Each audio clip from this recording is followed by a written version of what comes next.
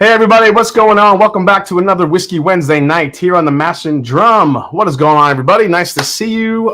Tonight, we have a lot of bottles here that people have questions about, and we will definitely get into those as soon as we can tonight, kind of break them down a little bit, maybe do some interesting comparisons to see how good these bottles are. Also, I do want to compare a couple of other bottles that could be somewhere in the running for Bourbon of the Year, maybe top 5.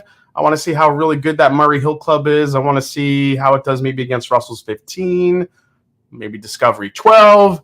I don't know. We could have a fun night here just doing some fun comparisons. We will definitely get into those. We have a bunch of news to catch up on as well. And yeah, just hang out, have some whiskey, top 5 later. We'll see where that goes. And yeah, it's going to be a fun night. So without further ado, I do want to just take a moment just to raise a glass to everybody from 9/11, all the families that were affected from 9/11. Today is September 11th. Being from New York, I was there. I wasn't there. I wasn't in Manhattan. I was actually in Queens, and I'll never forget that smelling the smoke and the fire and the electrical, like, I don't know how to describe it. Basically, if you've ever smelled an electrical fire, it pretty much like covered all of Queens. The smoke, kind of being on the South Shore of Long Island and seeing the smoke from where the Twin Towers once were, kind of billowing over the coastline in the distance. It was quite a time. So I want to raise a glass to all the families that were affected, all the ones that we lost, the 343. So raise your glass, guys. Cheers. And thanks for watching tonight. All right. Tom Shanley, I know that smell too well. I lived in Whitestone. Tom, I worked in Whitestone. So you probably know the exact smell that I'm talking about. That was the smell that just kind of, came through. So, all right. Let's say hi to a couple people in the chat. We got James Lay. He's ready to go. We got Randall Erickson. Wow, what a starting lineup. Hope the Coy Hill is findable. I understand it's just below hazmat proof. We have Cheers, Sagamore 9-year, and Disco 12 tonight. We got that Disco 12 made me happy. Wise Guy Whiskey Stew. Let's see. We got Mark S. Wise Guy Strength and Knowledge. Sandeep Chima. That's me. We got John Sharp is here. Justin Jenkins is here as well. We got Russ L. We got Truman. What's going on, Truman? We got Ham Turkey is here. Bo's Wine Guy. Mary S. is here. What's going on, Mary? William Wiley in the house. What's going on down there in Georgia? Nathan Jurgensen is here. Willett 11-year Rye in the Glen. Very nice. We got Stacy over at 4 Leaf Whiskey. Great channel. Check her out. Travis Robeson is here. What's going on, Travis? Callie Drams is here. Bill McBrayer is here. I know why he's here. Probably for the reason what's in my glass right now. We'll talk about that in a second. We got Jared O'Connor here. What's going on, Jared? Ryan Haley is here. Norman Conklin. Never forget. Love it. Danny Lynn is here. We got Anthony Locklear. Old Granddad 114. Man, I can't remember the last time I bought an Old Granddad 114. It's one of my favorites, and I think there's so much stuff available now. It's like one of those bourbons that I used to go to all the time. Now it's kind of like been the forgotten one, but I definitely need to go back to it, I think. Bob Glass, thanks so much, man. Michael Speakerman is here. We got JD Fridges. Cheers, brother. Have a great show. Some bangers up there for sure, buddy. Tim Cornet is here. We got 96 Milli Man. Patrick Grillac. Coy, cheers to you tonight. Just killed my Chattanooga 11th anniversary bottle, says Russ L. Good stuff in that bottle. Yeah, baby, let's go. We got Stephen Walt. Cheers, all recovering from COVID. So no pores for me. Damn, Steve. Hope you feel better, man. Let's see. Josh Fritz, A-Brod. We got Dr. Sped in the house. Whiskey Nose. What's going on, Marty Party? We got Jeff Perkins is here. Roger Reese is in the house. We got Mark Wells. Buffalo is here. Cheers from Buffalo. Love it, man. Jeff Perkins in the house. We got House Bourbon is here. He's ready to hear about Coy Hill. Whiskey Uncensored Bourbon. Another great channel. Let's go. Number 343. Never forget. Top Jimmy's in the house. What's up, Top Jimmy? Nice to see you, man. Warren Smith. And more people. We got, let's see, Tom Shanley, Adam Hinson, last minute testing my blend again and sample. Yeah, we'll go through blend again and again. I'm getting a lot of questions here. I definitely need to get a communication out for everybody. We'll play the trailer again tonight for any of you that missed it. Wayne Booker's here. Try it with some Coke soda. TCT. Anyone know what 75, 13, 12 juices in Seal Box 15 that is dropping Friday? Turkey or beam? Supposedly it's turkey. So, yep. Sipping on gin and juice says budget barbecue. Laid back.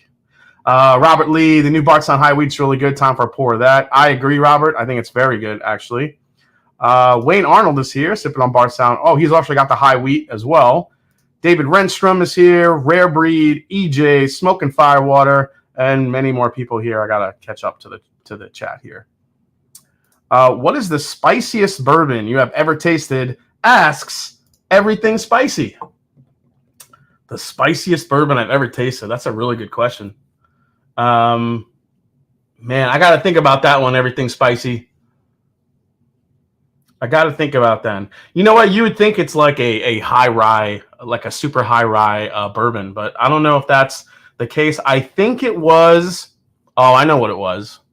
That had a ton of spice, both kind of like peppery spice, but also like heat. And it was a right out of the barrel sample that I got at Sagamore Spirit when I was there, I think a year or two ago. I remember tasting that thing, and it tasted like straight up jalapeno pepper. I think that's what it was. I think that's where I was. It was either there or possibly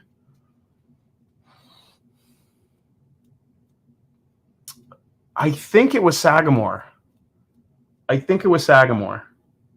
I'm just looking around the room trying to see if there's anything sparks another. I remember when I did my one and only Elijah Craig barrel proof pick years ago, one of the barrels was very spicy. So yeah, Dickel Tabasco. I like the rise. No Dickel Tabasco. Yeah, everyone already jumping on. We already have 300 in the chat, guys. Everybody, thanks for hanging out, especially tonight, being 9/11. Make sure you like, subscribe, do all the things you need to do to help me keep climbing to 100,000 subscribers. I'm trying.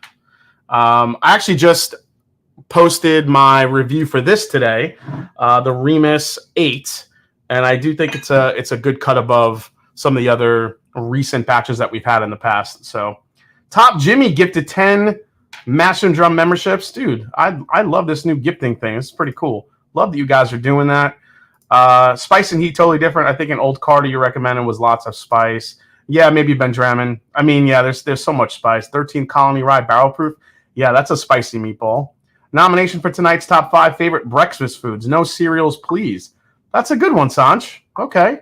So top 5, you know what? That's good. We'll do top 5 breakfast foods, no cereals. All right, Sanch, it's locked in, buddy. Thank you. John Farron, didn't know when I ordered it, but I have the JD Barrel Proof Rye M&J pick, and it's fantastic. Yeah, John, glad you got that one. But yeah, dude, those JD Rye picks that we were lucky enough to pick were absolutely ridiculous. They are all gone, all sold out, unfortunately. So, all right, so what am I starting with tonight here? This is a bottle called Cedarbrook from the brand called W.H. McBrayer. It's the bottle cam. There you go, guys. It's back. W.H. McBrayer, Cedarbrook, Wheated Bourbon, 100 proof. Now, this is sourced, but it's sourced from Kentucky. So just in time for Bourbon Heritage Month. That's right. It is Bourbon Heritage Month. If you guys haven't known that yet, is the upcoming release of Cedarbrook Wheated Bourbon. Only this year's batch invites whiskey lovers to not only honor W.H. McBrayer's most celebrated brand of spirits, but to help preserve a vital piece of Kentucky history. All right. So check this out. This is pretty cool. I just found out about this maybe a couple days ago. So what W.H. McBrayer is doing. Oh, really quick. Let me get a super chat in the house. Don't forget, everybody, reach out to Big Vic and wish him a happy birthday today. It's Big Vic's birthday today? How did I miss that? Big Vic, happy birthday. Oh, dude, man. I'm so sorry. I didn't know. I got to send him a gift. Actually, I owe him a lot of gifts. I have him. Yeah. I'm putting together such a ridiculous sample box for him, or two. I'm just having a hard time picking out exactly what to send this man. But yeah, dude, don't worry. It'll be worth it when you get it. But happy birthday, Big Vic, man. That's awesome. Review the Coy Hill whiskey, man. Oh, we are. We're probably going to do that next here. But I do want to talk about Anthony Locklear pancakes. Rigged calendar. I do want to talk about this a little bit, though. So for every bottle of the 2024 release, a portion of the proceeds will go towards funding the restoration of an 800-foot long, 110-foot tall viaduct bridge that crosses over Cedarbrook Road. Now, the bridge is located on the same land where W.H. McBrayer Cedarbrook Distillery was established in 1847 and grew to become known as the most famous distillery in Anderson County at the time. Now, as one of Kentucky's founding distillers, the county's first judge, and Kentucky State Senator, W.H. McBrayer's impact was far-reaching. Let me see here. The revival of Cedarbrook Bridge will be completed during Phase 2 of the Rails to Trails project, which was initiated in 2019 by the Lawrenceburg-Anderson County Tourism Commission to transform a portion of the railroad line that once connected Lawrenceburg to the Kentucky River into a walking trail. So Phase 1 was completed in June of 2024, with $240,000 of grant money secured by the Lawrenceburg-Anderson County Tourism Commission to fund the initiative. Okay, let me go here. The trail is approximately 1 mile long. All right. So for every bottle that is purchased, McBrayer Legacy Spirits is donating a portion of the proceeds to go right to the donation for the GoFundMe to help help complete the project. So to purchase a bottle of the 2024 release of Cedarbrook, a 100 proof wheated bourbon with barrel ages ranging from 4 to 6 years, sign up at the Legacy Club on the McBrayer Legacy Spirits website.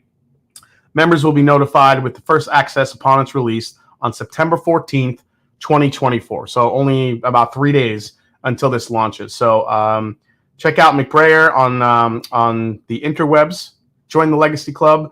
Doesn't cost anything, but you get notified if you want to get a bottle of Cedarbrook. So let's see how it is. Let's see. Cheers, Mastronauts. Oh, Ernest Peacock. I like that. Mastronauts. Okay. Finally ordered my liquid Schwartz today. I guess I'll just have to drink some Jack Daniels single barrel proof until it arrives. Nice, Ernest. Happy birthday, Big Vic. All the birthday wishes coming out. We got yourselves bourbon. Can we get Big Vic to over 500 subs for his birthday? Where's he at right now? Thank you, everyone. Appreciate it, y'all. Mahalo, says Big Vic. Mahalo. Are you Hawaiian? All right. Let's get into this, guy. So if you are a part of the club and want to grab this one, you can. So again, 4 to 6 years old, Kentucky sourced, wheated bourbon, and it definitely is just pure powdered sugar on the nose. It is very sweet. It kind of reminds me of what you would get from a typical wheater. It has different notes, though, from the high wheat. This is a little bit more on the not so much wheat grain side, more of the powdered sugary side of a wheated bourbon.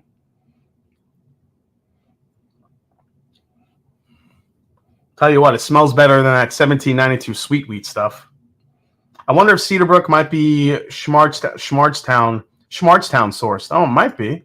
I don't know who the sourcing is, but I know that McBrayer was doing some work with Wilderness Trail. So I don't know if this is some of the Wilderness Trail wheated stuff.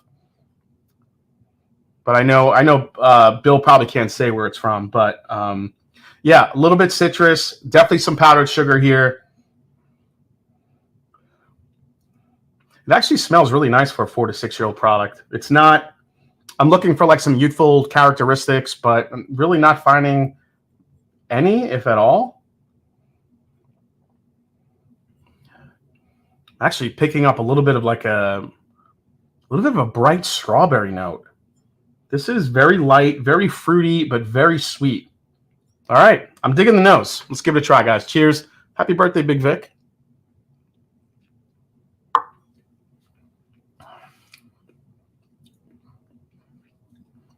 McGolf Custom Club says Wilderness Trail wheated Green River for the bourbon.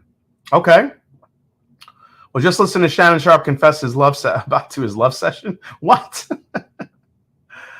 How's everyone doing tonight? What's going on? News about whiskey. Black Bourbon family in the house. Joe, the sample guy's here. I like that this has actually some nice spice for a wheated bourbon. It's not completely just all sweet. Everything's spicy. That I'm sure you like that.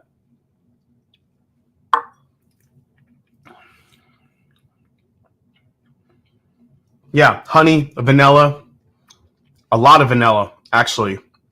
I'm not really getting the strawberry dark fruit note on the palate, but it is, I think there's a hint of it there, but it's buttery. This is borderline butterscotch, but not completely on the butterscotch side. It's like almost there. I actually wish it would get there. Maybe it will when it opens up. This is a really nice, sweet, light, a little bit of spice, very balanced wheated bourbon. This is good, man. Cedarbrook for the win.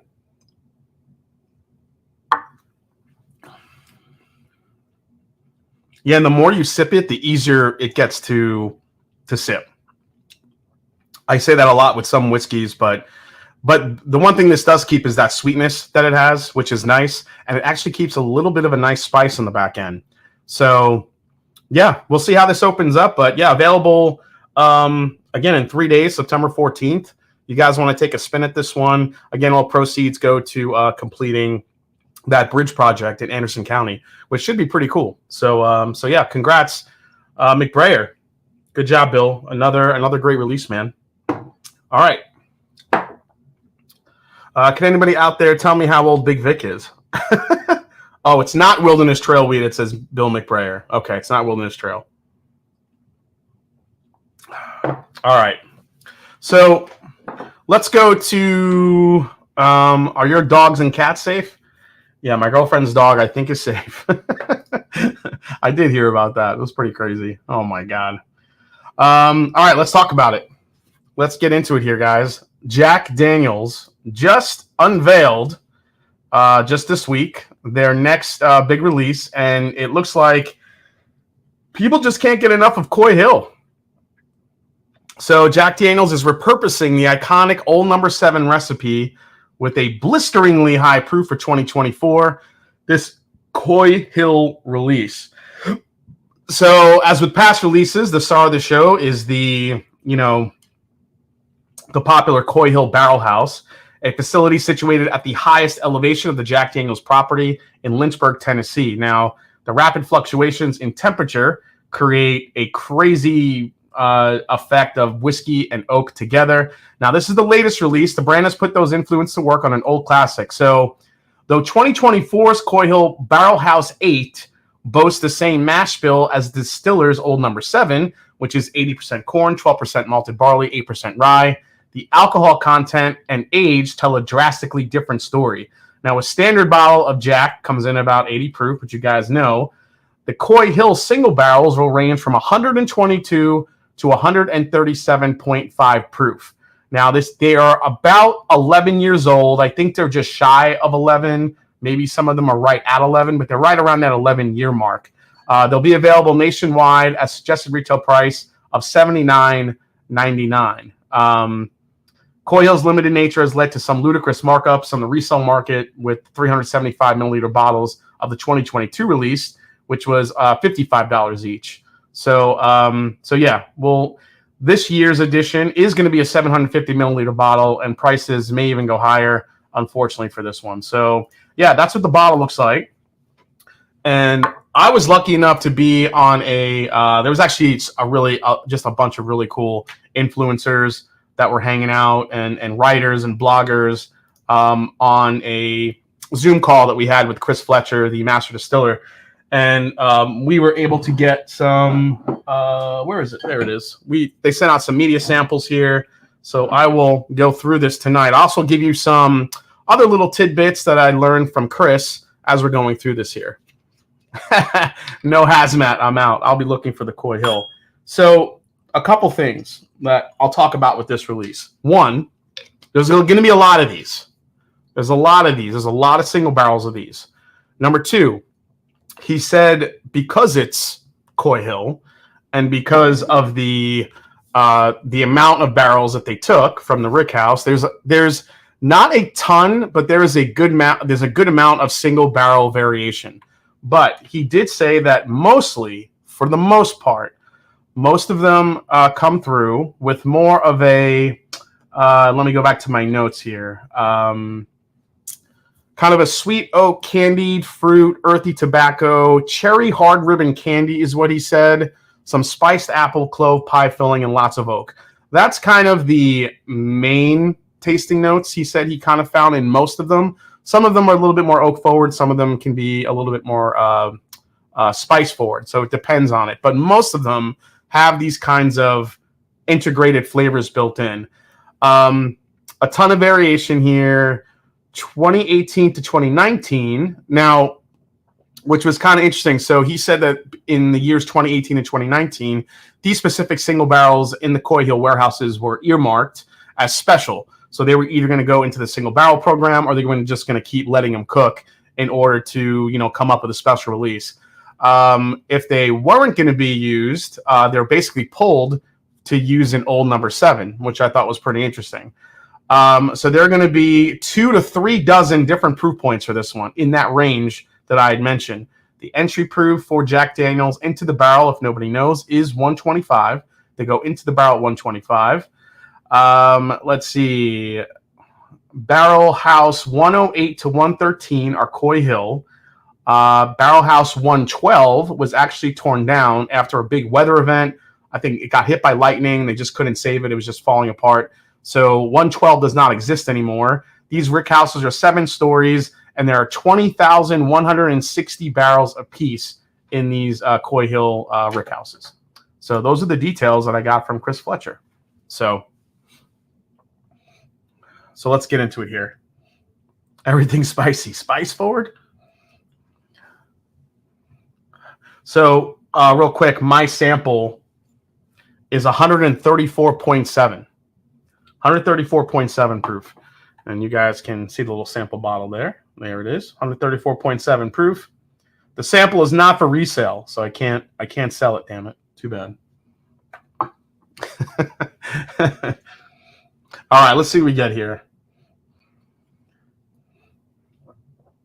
395 hanging in the chat, guys. Thank you so much for hanging out tonight. We got some more hitters to get to tonight. I have the brand new Bookers, the latest Bookers batch. Here I'm going to try tonight. Master Distillers, it's called. It's the 2024-03. We're also going to get into the Booker's Reserves. We're also going to get into a new bottle I got, Founders Reserve. Been seeing this around from Central Standard. They sent me this bottle. It's a double O product. We might get into that a little bit here. And we'll do some fun comparisons tonight as well. J370, I missed the beginning. Is there an age? They're around 11 years old. I think most of them are just under, or they're right at 11 years old for these.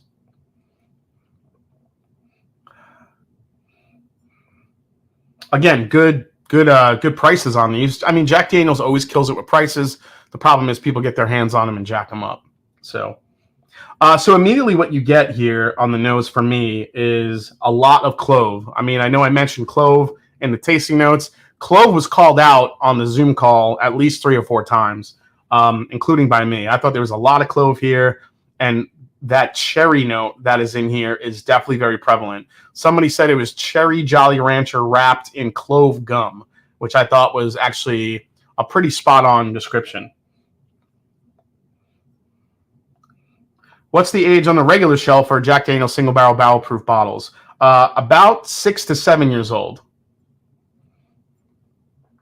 Hell, people were already flipping the new Wild Turkey 70th bottle today for 140, 170. James Lay, yeah, I have things to say about that shit. I'll get into that. You guys are gonna get me all fired up early here on a rant. Just let me get through this. Jason, so Little Book, The Infinite wasn't for you, huh? I was looking forward to hunting that one, but now I'm a bit deterred, says Jason Vornick. I'm gonna try it again tonight, man. I have it here again. I'm gonna try it again now that it's opened up a bit. But I was not impressed with it. But we'll get into it. Yeah, I think kind of like that funky oak that you get sometimes in Jack Daniels is here as well. Not a lot of that banana bread note that you normally get with Jack, but very cherry clove heavy. So I think this is going to be like a fantastic cigar whiskey, to be honest. So let's give it a try.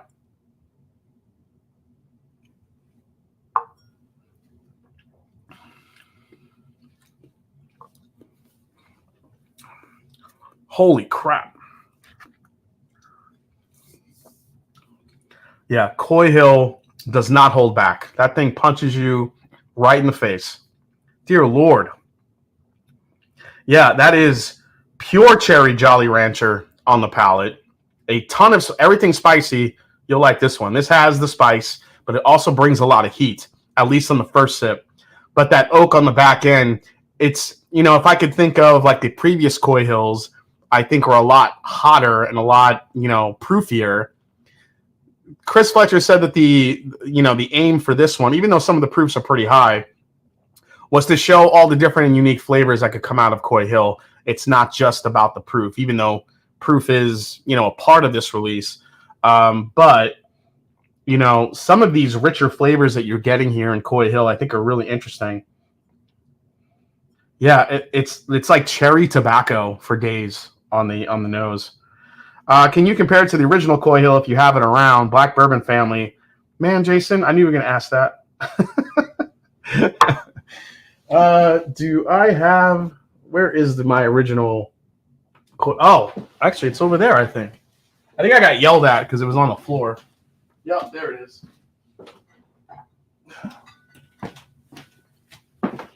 Folks were mad because I had a floor whiskey and my Jack Daniels single barrel Coy Hill was on the floor. This one was 142.4 proof. Jesus. Maybe I should have saved this for later, but we're in it now. We're in it. I already saw proof heads crying over this one. It's not high, blah, blah, blah. Yeah, well, I mean, I'm not sure how high you need it, but my goodness gracious. So this is the original Coy Hill, and the bottles for the single barrels will look much like this. So there you go. These were also single barrels. This was the special release, and there you go. Stuff looks like motor oil.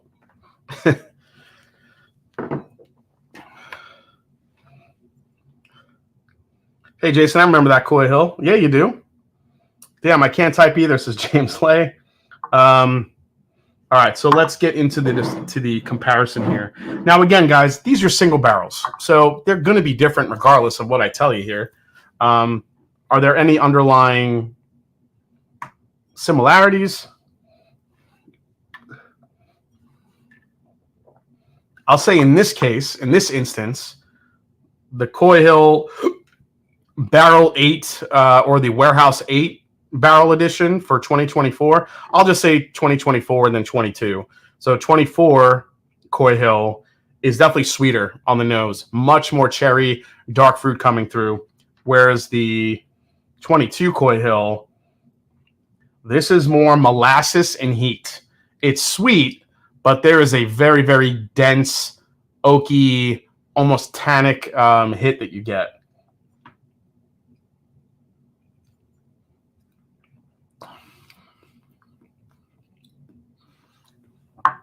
Now, this Coy Hill is where it goes into like candied bananas Foster.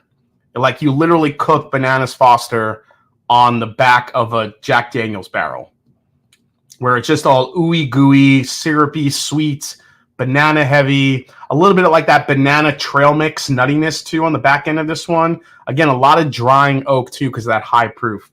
Whereas this one, the 2024,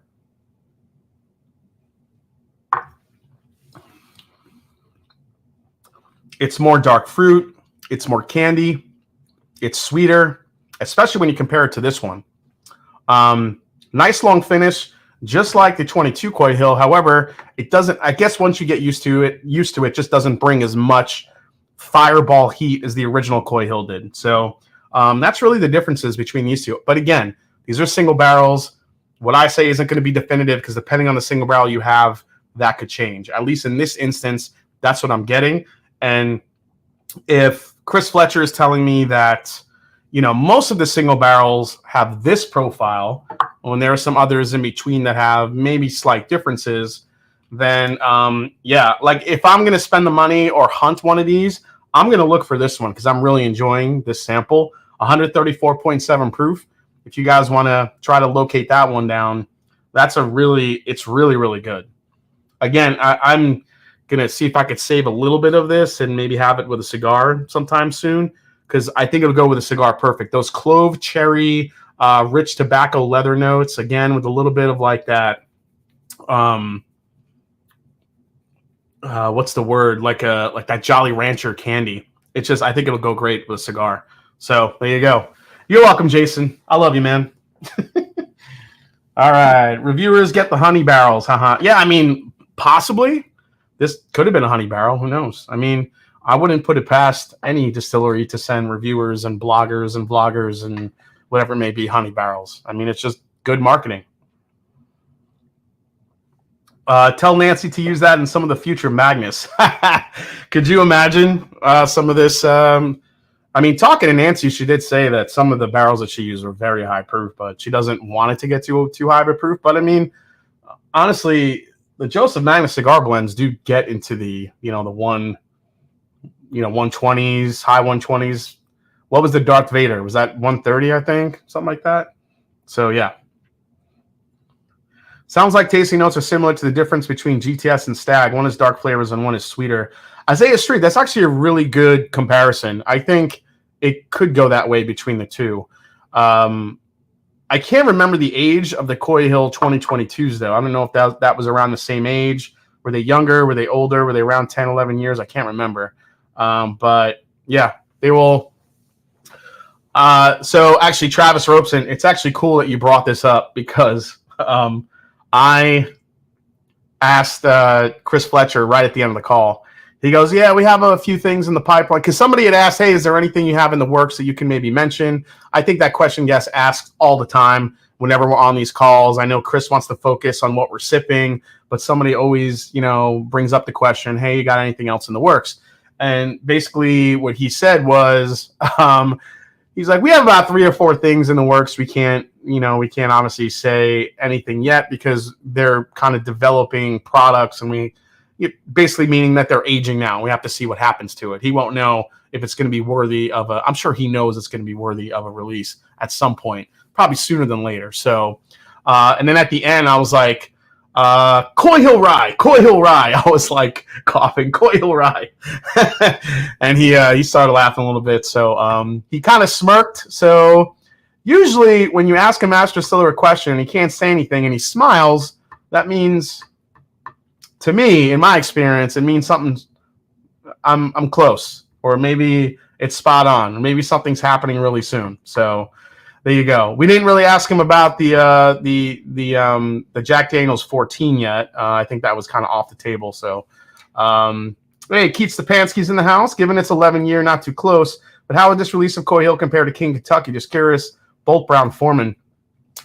This is definitely a different profile versus King of Kentucky. King Kentucky, I think it's a little bit more of because of the higher age on it, it's a little bit more of a sweet oak profile. This is more of a rich, even though this is sweet oak, it's more of a drying oak. Again, tobacco. You do get some of that with King of Kentucky, but I think, I don't know. I think it's just aged differently. I don't really ever get any banana in King of Kentucky. Again, it is the early times mash bill. I'm not sure if it's a different yeast strain as well, but actually, Brown Foreman reached out to me today. They're sending me a sample of the King Kentucky. I almost said bottle. That would be cool, but they're not sending me a bottle of King Kentucky. But yeah, I'm getting a sample of it. It's sometimes fun to review unicorns because even I never see King Kentuckys anywhere. But, what's up, Mojo88? Nice to see you, man. Tell them Mojo said no. Another double barrel rye, maybe. Yeah, maybe. Be pretty cool. Tell him to do a cigar blend collab with Nancy. Oh, my God. Could you imagine that? Like a blend of Jack Daniels Coy Hill mixed with some of the finished whiskeys that Nancy Fraley uses. I don't even know if that would be good. Like, to me, in my mind, that sounds terrible. But I don't know. Maybe they can make it work. You couldn't resist for that. I'm not even reading that, Omar. Come on, man. It would be heavenly, I think, also, brother. Yeah, maybe. It might be. Love the Remus 8 review. Just got my first Remus 5, says Spiteful Bum. Oh, dude. Okay. Bob Glass, thank you for that. Never forget. Okay. So here's what we're going to do. A little bit of a surprise tonight, given that, we're 9/11. So what I want to do is actually give away something tonight. And I just need to figure out is there anybody in the chat that's willing to volunteer to track names for me? So let me know in the chat. I might have something to do a little bit of a fun giveaway tonight. And it's a hitter. It's a hitter bottle. That's all I can say. So let's see. What do we have? Whiskey No says, need me to mod. CJ Miller, I saw your 2022 video of 12-year Hooten Young. What's your thought on Hooten Young 15? Just picked it up. CJ Miller, haven't had the 15 yet, unfortunately. What's up, Darrell? Whiskey Saint. We got hello again. Whiskey friends in the house. Jason Souza's here. How are the still Austins that Nancy has mixed? I love the Magnus cigar blend. I don't know about the ones she's mixed, but her single barrels are ridiculous. So, is there a popular whiskey bourbon rye you haven't tasted yet? Some of the high-end Michter's, like Michter's Celebration, Michter's 25. I've tried the 20. I've never tried 25 or Celebration. I think those two I've never tried before. You know, there are a couple of probably older bottles I haven't tried yet. Less than 8K until 100K. Yeah, we're getting there, man. Bless Up's Whack.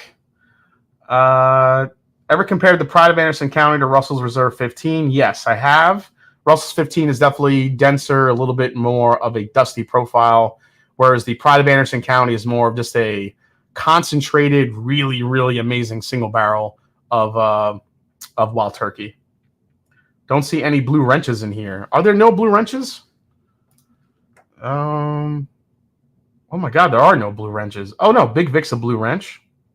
Whiskey Uncensored's a blue wrench.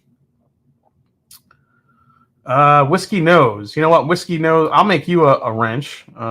Let's see. That is a moderator.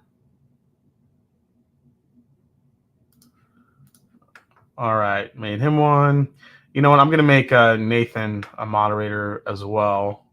He's been a viewer for a long time. All right, a couple new mods there. So found M25 for like 100 a pour on vacation. Seattle, had to try it, was great, but do not pay secondary for it. You get a wrench, you get a wrench. We all get a wrench, James Lay. Marty, let me know if you could track names for me, Marty. I know you've done it in the past. Let me know. Okay.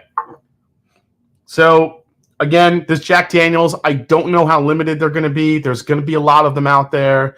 I'm sure they're going to be snatched up and put on freaking secondary. So, all right. You know what? I'm going to keep sipping this as we go through the news. Big Vic. Oh, Big Vic, you want to do it? Okay, Vic. Vic, you're up.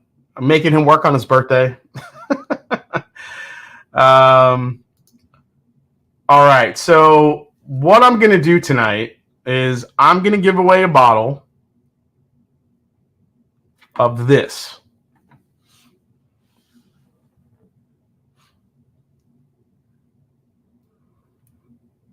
The Murray Hill Club special release. That's right.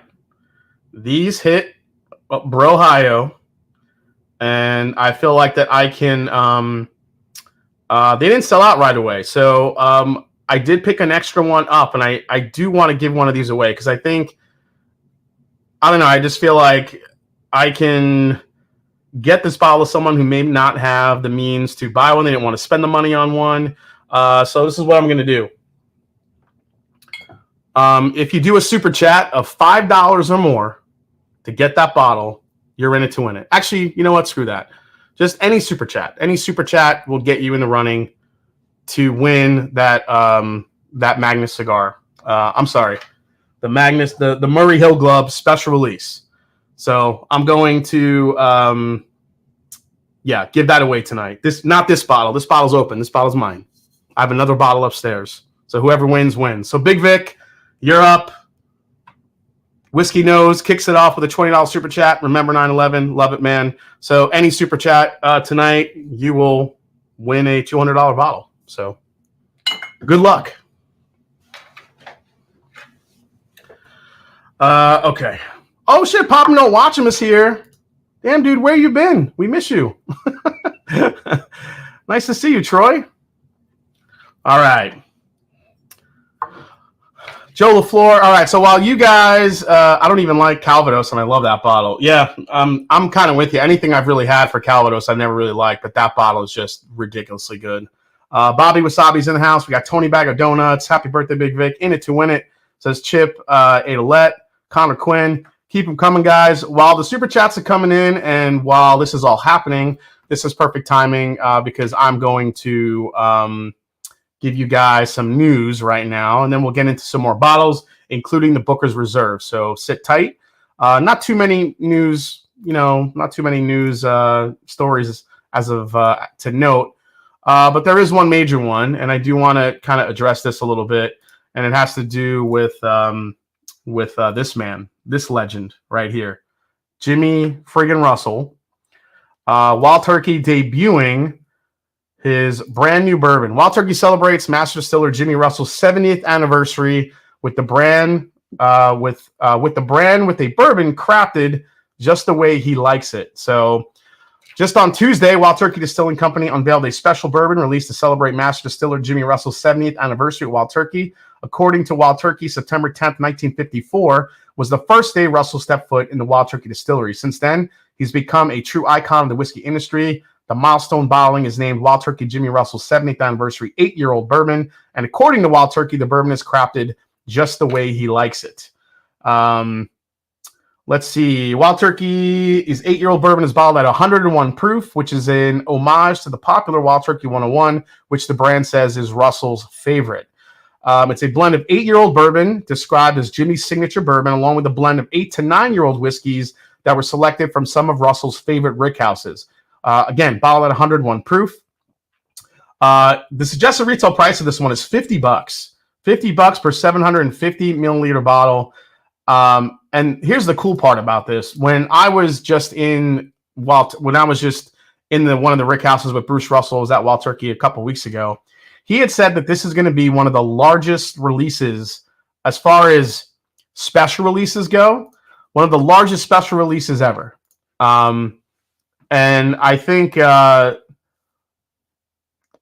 think it's incredible. I love the fact that Wild Turkey is doing this. They're making it not only accessible, but affordable. Now, the thing that's pissing me off is you have flippers that are already out, because they just released today at the gift shop. And flippers are getting them signed by Jimmy Russell and then putting them to sell for. So I think the original price I've seen them at is about $130, $140. Then they're tacking on another $10, $20 if it's signed by Jimmy Russell, which I think is really shitty. But, everyone's going to try to make the money when they can. But here's the thing, guys. I don't think a lot of people know this. People are going to pay the prices because they think it's going to be highly limited. It's not. And I hate to kind of burst the flippers bubble here, but this release is going to be the largest special release that Wild Turkey has ever done, according to Bruce Russell. The largest release. So there are going to be a shit ton of these out there. So if you're just a little bit patient, you will probably come across one at some point. So just be a little bit patient. Don't rush to. I'm actually headed to Wild Turkey next week. So I will be there, and I'm definitely going to pick up a couple bottles if I can and bring it back to a great review. If you guys follow Rarebird 101, he's already reviewed this on his blog, rarebird101.com. So you guys can check that out. And yeah, it's coming. I can't wait to try it. So, in fact, Rarebird 101 has already deemed it. Well, I'll let you read it. You go and read it. So yeah. Kevin, thank you for the remembrance of such a tragic day where too many lost their lives. Kevin Zachary, absolutely, man. Yep. Raise those glass. Dirtball move. Yeah, everybody's doing it. I've seen it. They're literally posting it in the parking lot of Wild Turkey. I don't know. Just. There are certain releases, I understand why you want to flip them, but a $50 bottle of Jimmy Russell 70th, like really? I know there's nothing is off limits. People are still trying to flip chartreuse because there's like a chartreuse shortage or whatever you want to call it. But people were flipping barrel-aged Fireball. Nothing is off limits. So this does not surprise me. However, if everybody watching, if you're just a little bit patient, I feel like you will come across one of these for retail. So just wait it out. There's going to be a shit ton of these bottles that are going to, because remember, it's 8-year 101. So it gets proofed down. It's 8 years old with some 9-year-old stuff mixed in there. It's a ton of them, according to Bruce. So just wait it out. That's my advice. I, of course, wanted to jump the gun and buy one, early, but I'm going there next week. Just a little bit of patience. You guys will see a review sooner than later. So there you go. The Mash and Drum, what's the age range of the Shelfer Wild Turkey 101? Yeah, about 6 to 8 years old. Yep. I flip every shitty M&J pick I get my hands on, says Whiskey Nose. You know what, Whiskey Nose? If you weren't a moderator, can I still time your ass out? I could time you out. I could do it. I won't, though. I'll raise you a chartreuse for your Crown Blackberry. Come on, man. Yeah, exactly. 2 more cheers to Jimmy. Lest we forget, says Raging Irishman. James Alvarez, cheers. Wait till Jägermeister limited edition hits secondary one day. Again, man, nothing is off limits. But you knew it was going to happen. You knew it was going to happen. I just think it's shitty. Listen, if you want to flip the bottle, fine. But to ask a legend, Jimmy Russell, to sign it for you and to take his time to do it, and then just like flip it to make a profit, I just think, I mean, I don't know. It happens in the collectibles world. People do it all the time. I shouldn't be. I think it's because I have such a affinity for Wild Turkey and Jimmy Russell. It just bothers me a little more, I guess. But I shouldn't be. Nobody should be surprised. I mean, honestly. Drinking 101 now, such a banger. Not Jaeger. Wait till I post my Mama Jason signed McKenna on secondary. You are gonna do that. You are gonna do that, aren't you? Atlanta, Georgia Bourbon. He's in it to win it. Randall Erickson. Good luck to everyone. Brothers Band. Preach. Nathan, I'd buy that. Says Carlos. Okay, let's go to the next news story here, guys. Let's talk about, this is a new release from Lux Row. Why does the color look so weird on that bottle? Because it is their new bourbon that just unveiled, I think today they revealed this. Lux Row unveils bourbon finished in casks that once held an incredibly popular type of sherry. All right, so it's a sherry finished. So Lux Row small batch PX sherry cask finished bourbon distilled from a rye mash bill was finished in Pedro Jimenez casks. We wanted to meld this intensely sweet flavors of PX sherry with the spicy, peppery notes of our rye bourbon, says Lux Row Master Distiller John Rempe. $60 per 750 milliliter bottle. It's 112 proof. The brand intends to a nationwide release in early 2025, according to the news release. It looks like it's non-age stated, but there could be some information on the bottom of that bottle. But right now, there's no age on it. So there you go. That's the Lux Row PX Sherry. PX Sherry is something that's not new. It's new, I think, for Lux Row. Well, no, isn't the Davies County? Doesn't Davies County have a sherry finish? I'm trying to remember. I know they have a French oak. I don't know if it's PX. Is it Oloroso Sherry? I'm trying to remember off the top of my head. Thurston Howell III. What's up, brother from India? There you go, man. What's up? Nice to see you, man. Oh, it's a cab. It's a cab finish, Travis. That's right. Thanks for that. I love Travis, man. Travis always has my back with that stuff. Okay. We talked about Wild Turkey. Maker's Mark 2024 officially, did its release, its press release. We kind of already went through all that. I mean, I'll read it a little bit here. It's their oldest whiskey to date. 15% Maker's Mark 12-year and 85% Maker's Mark 13-year. Clocks in at 119.3 proof. Bottled at 115.7. And the price on this one, $175 was the suggested retail price. So $175. I said $150, probably around $150, $160 in my review, but it's $175. So I was a little bit off, but at the time, the press release hadn't released yet. I just happened to get the bottle early from a friend of mine in Florida. So there you go with that one. Wasn't a big fan of the Makers 24 Cellar Age. So, yeah, if you're a Makers fan, you might love it, but don't overpay for it. Yeah, no thanks. Okay, what else do we got here? We talked about Coy Hill.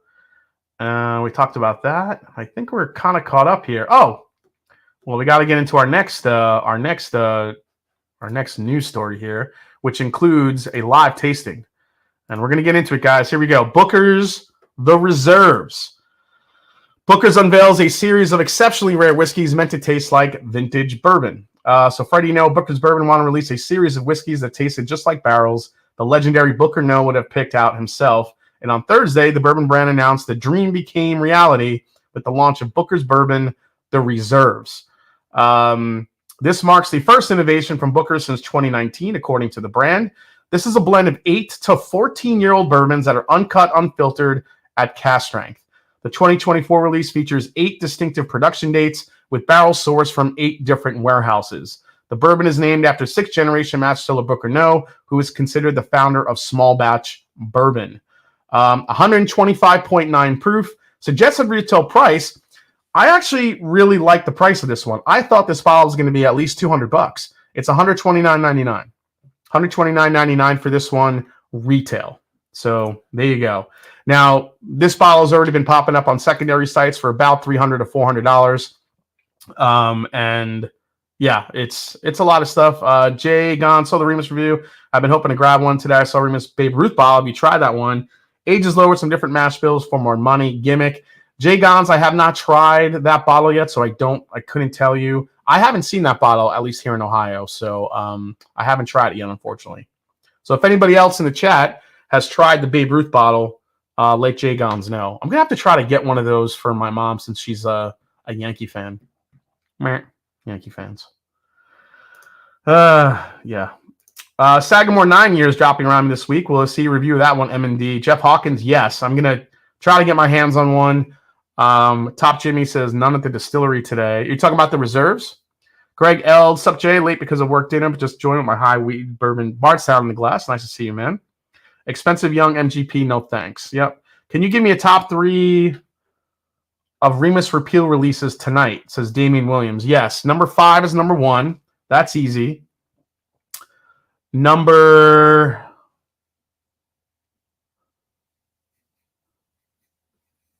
I can't remember if I like 3 or 4 better. I would have to test it, but I think I like number 4 a lot. So number 4 might be number 2.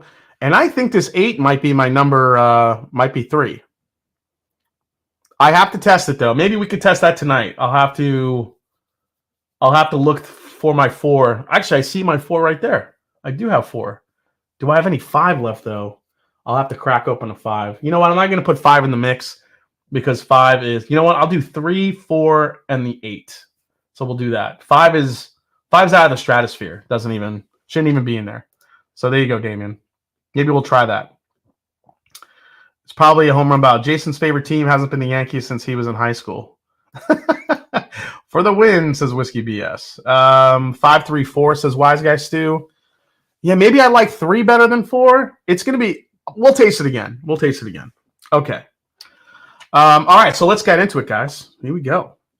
Everyone's been wanting to know about this Booker's Reserves. Let's do it. So here's a label. As you can see, we get kind of this nice chocolatey brown label with these flecks of gold, both on the 2024 here. There it is. And then you have your age statement and your proof information, 8 year, 2 months, 12 days, 125.9. Albert Malones says South Shore, Long Island as well. Never forget. Absolutely, Albert. Crazy day to remember, man. My Remus 6 and 7 are full. My Remus 8 is half full already. Someone please tell us what Hasten? What? Beam heads are glued. Bottle is tight. Yeah, it's a good looking bottle. So, all right. So I just filmed a full review of this yesterday. So you guys will probably see the full review of this tomorrow on the Mash and Drum. So, but as you can see, I've done quite a bit of damage to this one just because I keep going back to taste it. And sometimes that's a good thing and sometimes that's a bad thing. So, all right, so let's get into it here. As you guys know, most of these Bookers, they come with a little story card that has text too tiny to read. And my 47-year-old eyes need readers at this point.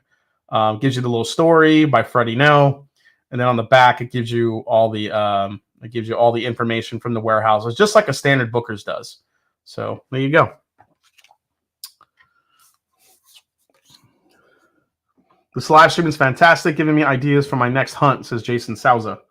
Yeah, man, you gotta know what to buy, what not to buy, what to skip, what not to skip.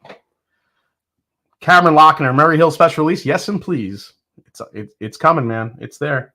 All right. Are the Mets going to squeak into the playoffs? Says Lionel G.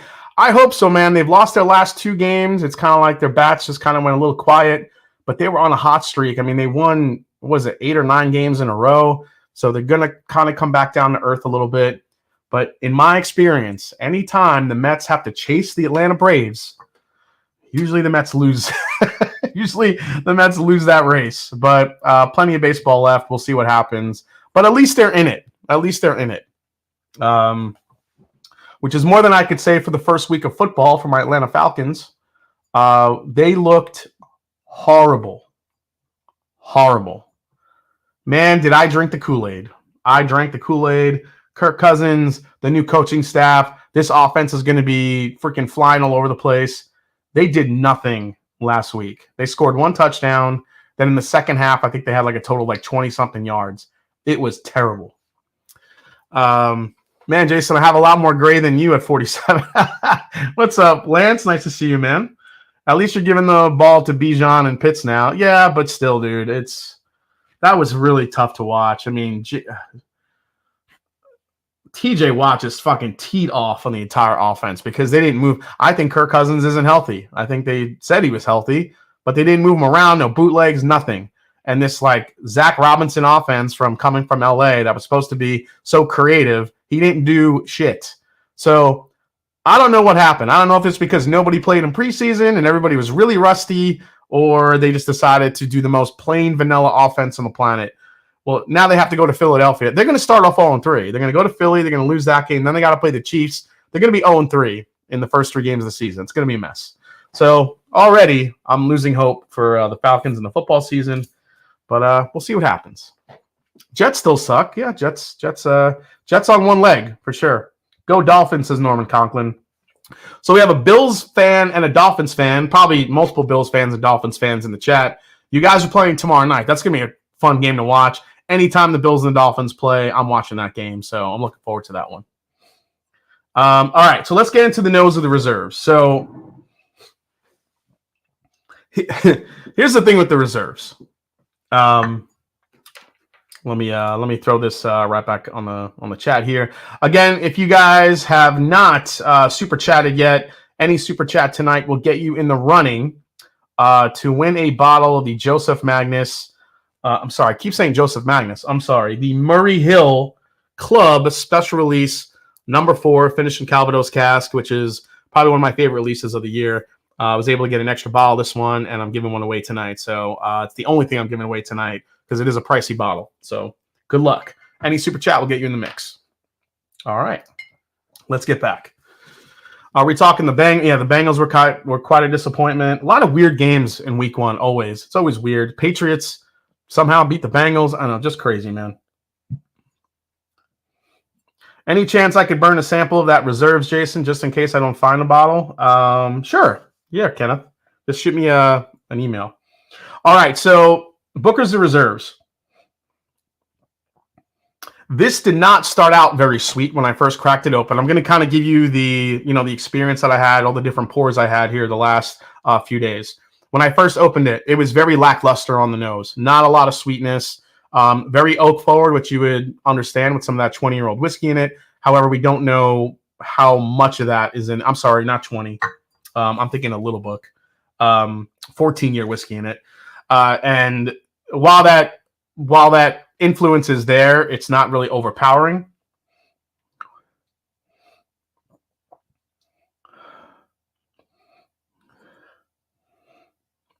But the one note I get on this, which I know is not exciting, but it is just pure vanilla extract. Like you're pulling out vanilla extract to bake a cake, to, make some pie, whatever it is. Cookies. It is straight up vanilla extract to me on the nose. You definitely get some of that nuttiness. And in the beginning, it was kind of a salted peanut, which it kind of started out like that. But now it's kind of turned into more of a sweet peanut butter note, which is kind of nice. It definitely has a different dynamic than regular Bookers. Regular Bookers, if even the good batches, when you put regular Bookers up against a whiskey with some more age, you really taste the youthful qualities in Bookers. It just always happens, at least to me. That's why I try not to compare Bookers to other like higher, because even if there's a really good batch I like during the year, whenever it goes into the blind at the end of the year for Whiskey of the Year, it just always falls flat. What's the best Booker, says George Woodcock. I think a lot of people will tell you Country Ham was probably one of the best ones of all time, along with what's my other favorite one? Center Cut was really good. Sip a While. I think Sip a While is worthy of a top 3 note as well. So those would probably be the 3 I would think of off the bat. I mean, Booker's is hit or miss though. Kentucky Tea's really good. Yeah, Sip a While, Thurston Howell. All right, let's give this one a try, guys.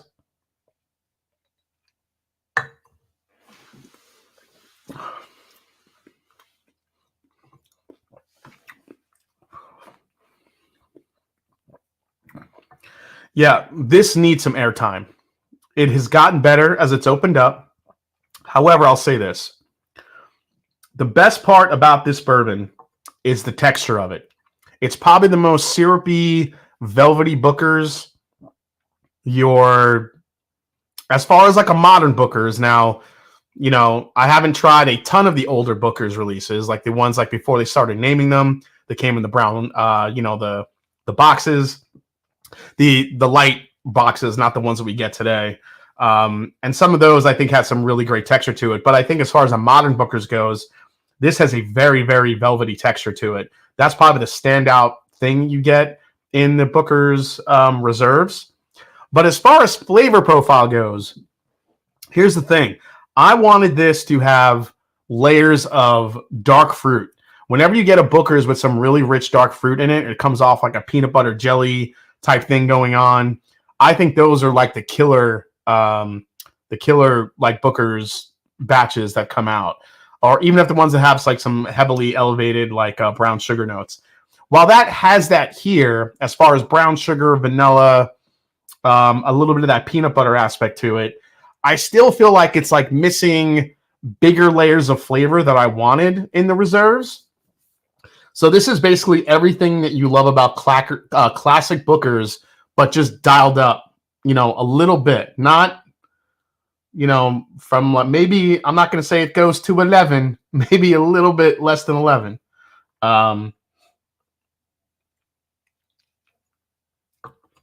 Yes, Beaten Biscuits and the Country Ham Beaten Biscuits blend.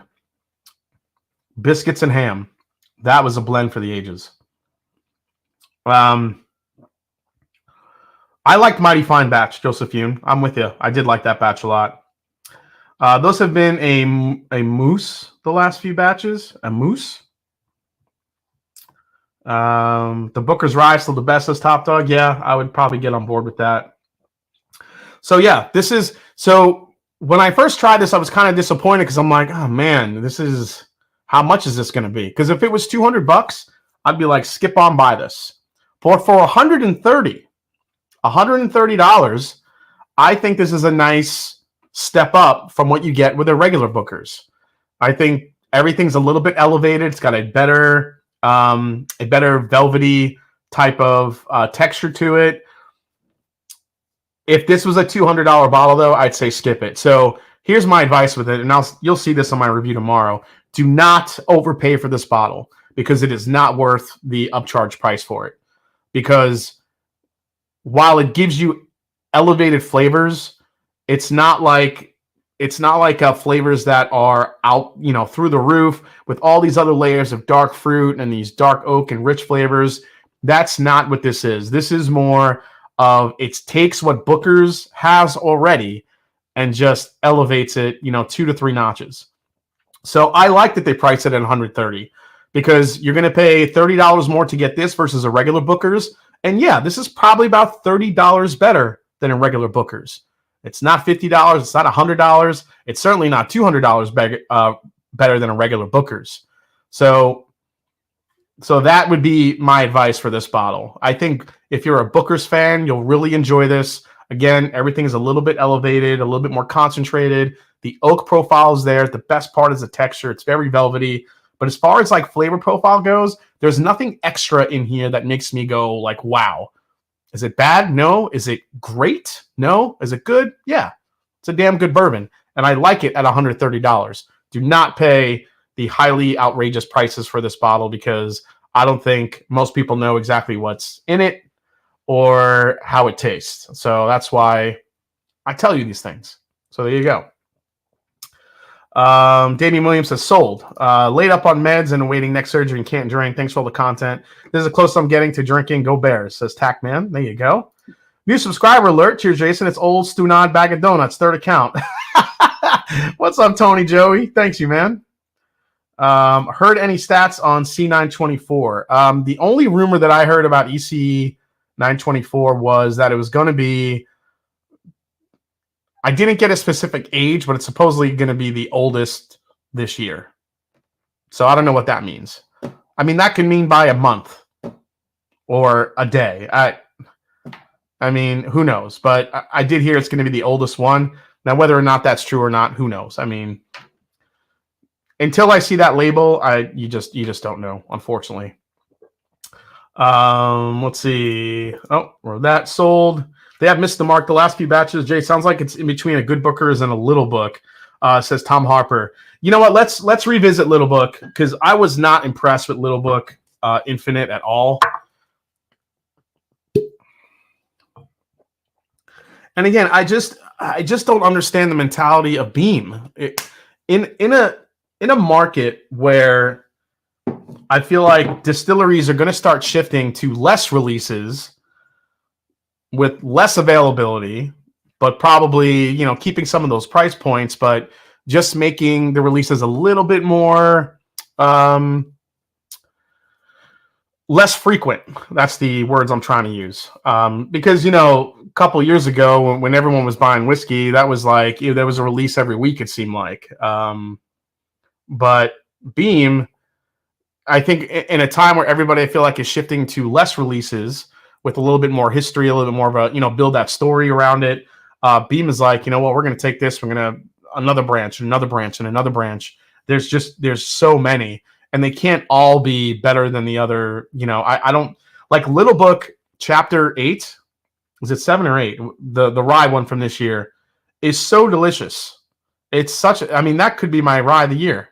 Could be close to it. This Little Book doesn't even come close to that.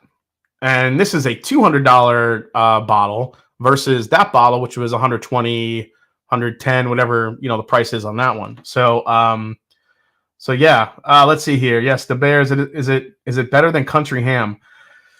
That's a good question, Keith. I might have to pull out the Country Ham. Actually, I have Country Ham right there. I'll grab that Country Ham when I go grab the Remuses. So we'll do that. Serious question, Jason. When are we getting more of the alligator char hats? My wallet needs to know. Yeah, James. I'm actually going to be making those probably right after the Bardstown event when I have some time, because right now I just made a whole bunch of other crap. So right after the Bardstown event, I will make more.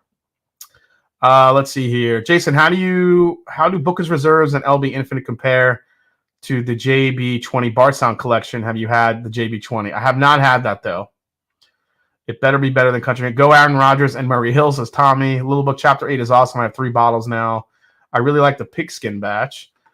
Did they confirm ECB C923 was oldest? Cool if that would reveal ages from past. We may have already drank the oldest. Yeah. It's not confirmed, Justin. It's just a rumor I heard. So don't use me as gospel. Again, it's just people that I hear talking who may talk to somebody else. Unless I heard it from Heaven Hill directly, I'm not going to say yes or no. So I'm not just going to put it out there to put it out there. It's just that I heard. So, but I'm hoping it's true. But if Heaven Hill came to me and said, hey, it's going to be this, I would tell you guys, straight out. So, all right. Tommy Allison, we're going to drink that tonight. We have it right here. The Booker's 03 2024. We're going to crack that open tonight too. Okay.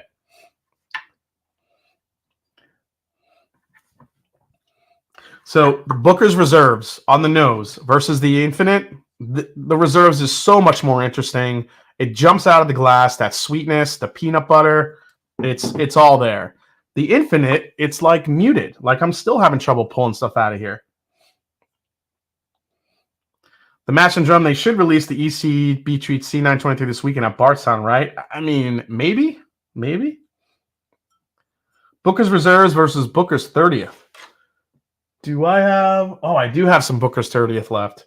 Man, you guys are making me go in the archives tonight. I would hope they would. They just released... Heaven Hill just released... started putting out the Parker's Heritages. Have released. The malt whiskey in the recharred cognac barrels. I'm really looking forward to getting my hands on that. I've already seen those on secondary for about $700-800. Signed by Connor O'Driscoll. You know, people selling that as well already from Heaven Hill. I mean, you literally see the bag that they bought it and with the bottle in front of it. I mean, it's like, it's instant. So those are already dropping. So I'm not really sure when we're going to see the next Logic Craig Barrel Proof.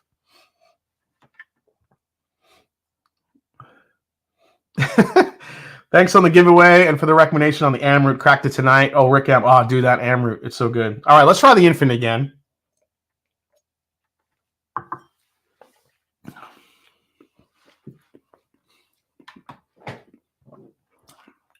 I've had the Lumberyard bats, Mark. Yeah. I mean, I can't remember if I really liked it or not, but genuine question. I love Booker's, but have never had any of the Little Book releases. Is that something I should try before I buy? Tommy Allison, yeah, it really depends. The only original Booker's Little Book release that you should get is the third one. The third one that's the bee's knees. That's the beast. That's the one with every small batch bourbon that Jim Beam makes at cast strength blended together. That thing is incredible. It's just, you're not going to find it right now unless you find it in an auction or somebody selling one, unfortunately. Every other Little Book after that pretty much kind of struggled. They had some kind of weird batches. The smoked one last year I kind of liked, but the rye this year is really good. So Little Book, I think this year, I think last year made a little bit of a comeback, but this year has really made a comeback. Now, as far as the Booker's Reserves, as far as the Little Book Infinite, yeah, this one is a skip for me. I don't think it's worth it.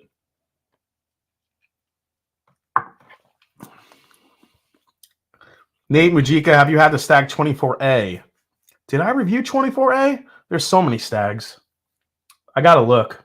I feel like I did. I actually might have borrowed that bottle and sent it back already. Which is more inconsistent, Little Book or Booker's? I pass those up because of the inconsistency. Well, Little Book by nature is going to be inconsistent, Ben, because they're completely different blends each time. So there's never going to be a consistency with Little Book. It's just not going to happen.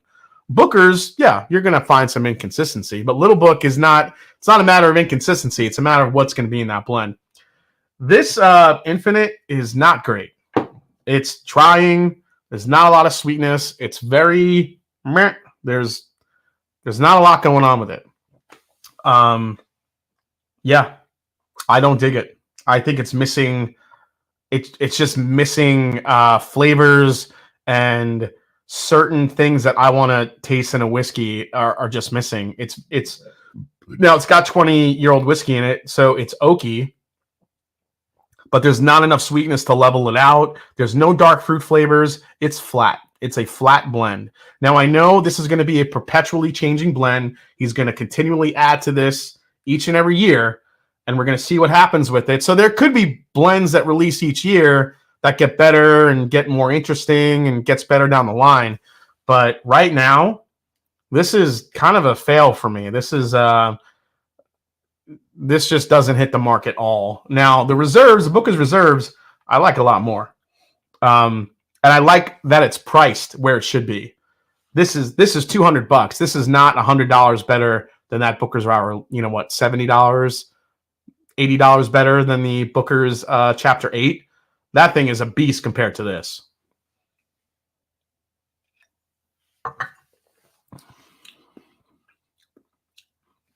Yeah, this Reserves is a much better whiskey. Again, nothing fancy here with the Reserves. It's everything you love about Booker's, just elevated. And I think $130 is a great price point. I was unsure about this one when I first cracked it. I wasn't really digging it, but as it's opened up, it's gotten better. It's gotten sweeter. That peanut butter, vanilla extract combination, brown sugar, then that velvety texture it has is really what sold me. So again, if you see this at retail, especially if you're a Booker's fan, definitely grab it. I think you'll be happy with it, especially for the price. And again, I think you will agree that this is what everything you love about Booker's just elevated a bit. And I think $130 is a great price for it. This, however, yeah, this is not the one. Skip it. Sorry, Freddie.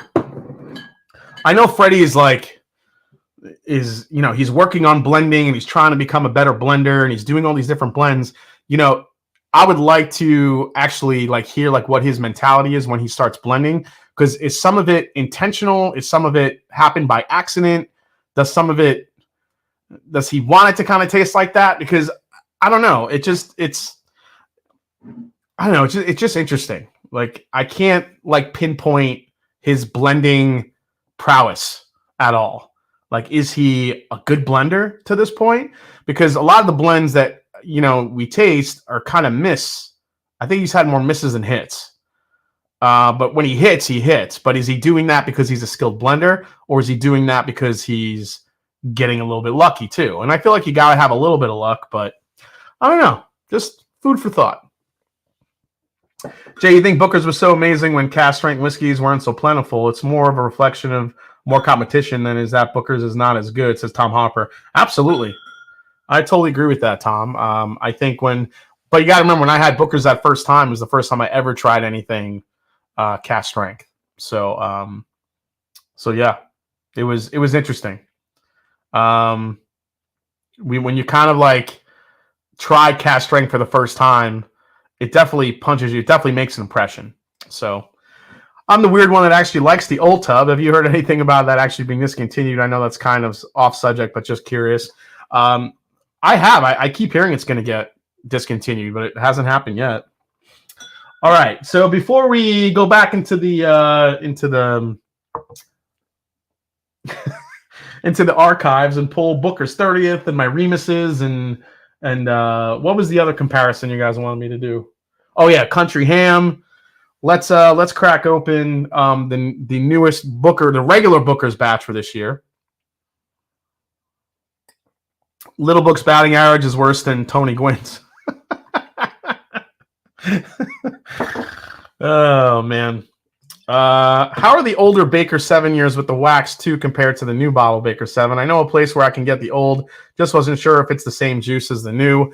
Nate Mujika, the big difference between that is you're going from the wine bottle look of Baker's that looks like this. That was a small batch product, so they batched that for consistency. At least they tried to.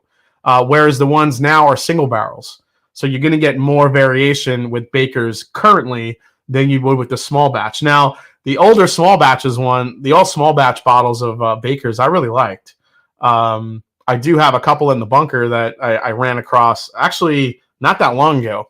So, if it's a good price, man, I would probably recommend picking one up. I think they're really good. They're really solid. Again, they're 107 proof, but they're batch. They're not versus the single barrels that you have now. So, all right. Definitely a fall off the chair tonight. Yeah, I don't know. I'm feeling okay. Thanks for the giveaway. Please sign the bottle, says Chi Chung. You want me to sign it? I have nothing to do with it. I mean, I could sign it for you if you want. 75, Nate? Yeah, don't buy it for 75, dude. No. Not worth 75, Nate. I want to buy it for 75. I think the original price of that bottle was like 40 or 50 bucks. If it was that, I would say buy it, but not 75. All right, we're going to keep this to the side because we're going to get back here. All right, man, it's turning into like a Booker's night here. What's happening? Okay. Oh, really quick, guys. Before we get into this, let this open up a little bit. TTB had some interesting little labels there that picked up on. Here's the first one. Look at this. Barrel Craft Spirits. A 20-year toasted single barrel. Looks like it's going to be coming out.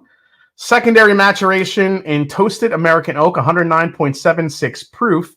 Now, here's the back label.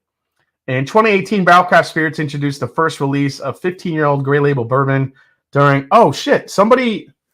I want to see if this... I want to appreciate this... hold on a second. I want I want to see if this takes me somewhere, that QR code. Are you guys scanning it like I am right now? I'm trying to scan it. Come on, scan. Oh, got it. Oh, it did take me to somewhere. Okay. Yes, I'm over 21. Barrel Craft Spirits. It actually just took me to the page to subscribe to their emails and their newsletter. Damn it. I was trying to get like the information on it. Shit. No, I guess I don't have that set up yet. Sorry. I tried. Next up, Remus. Dude, Remus coming out with a straight bourbon whiskey. If you look at the that nice little title below the word Remus, Master Distiller Experimental Series. Straight bourbon whiskey, 9 years, 112 proof, aged in Seguin Moreau barrels. Now, if you guys don't know what the hell that is, Seguin Moreau is a premium barrel cooper out of, I believe they're out of California. I think it's California on the West Coast. Anyway, Starlight uses them. There are a couple of other distilleries that use Seguin Moreau barrels. They're extremely expensive. They're more of a premium type of barrel. I mean, not to say that Independent Stave is not, or I'm not sure what makes them so expensive. I think it's the type of wood they use. However, they are pricier barrels, and a 9-year product at that proof in a Seguin Moreau barrel from MGP, I think that could be pretty cool. So Jason's going to be falling off the stool tonight. Bougie. Yeah, bougie. They are bougie barrels. They are bougie. All right. And the next Maker's Mark, wood finishing series, Snooze Fest. Oh, I need to get a quick video of someone just yawning. The Keeper's release, Bold Oak, Toasted Sweetness. Here's the side label. This is number 205, 10 Virgin Toasted French Oak Staves. Because, they haven't done that before. Just being real, guys. I mean, come on, makers, do something else. Do something else. Let's see here.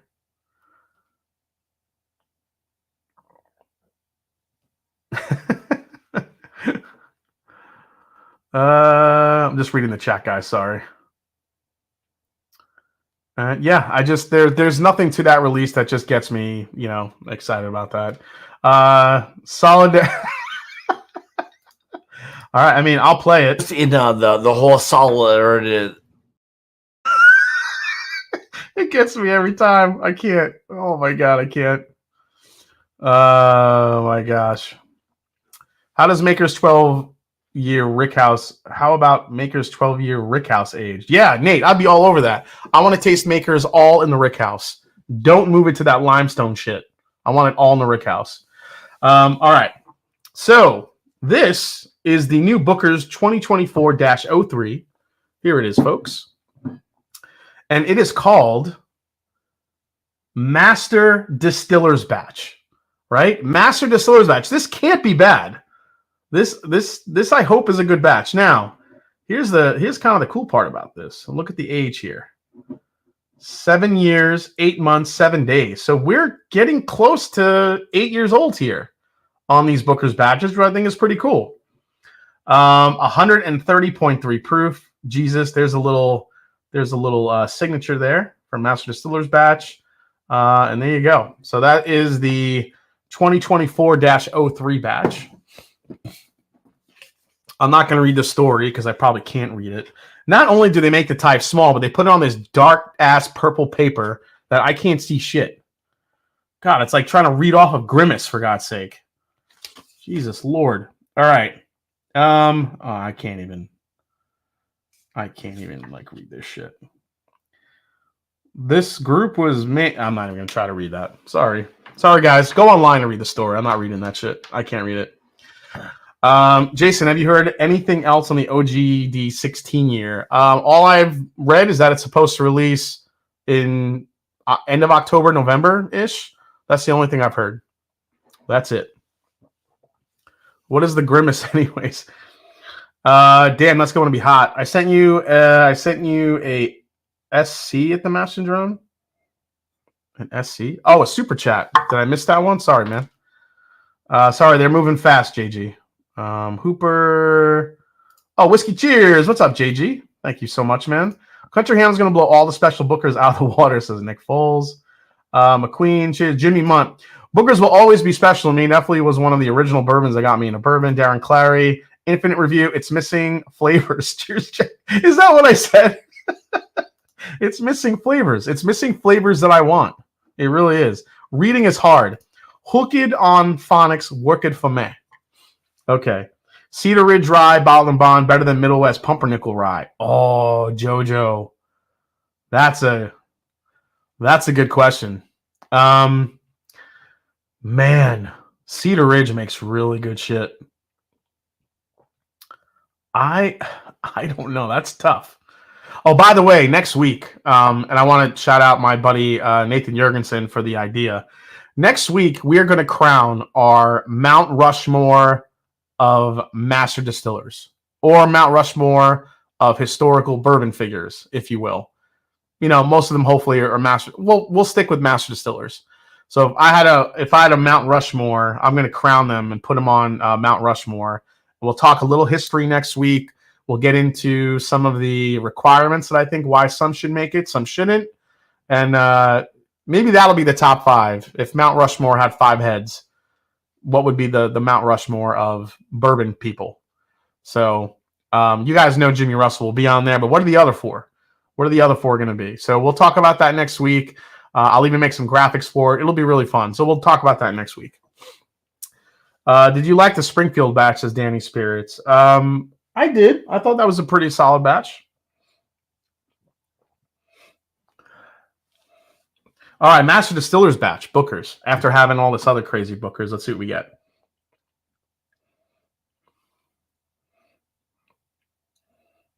Pretty typical Bookers. Brown sugar. This actually has a little dark fruit thing going on. Maybe it's not dark fruit. It's more like sweet tart. It's like sweet tart, peanut. I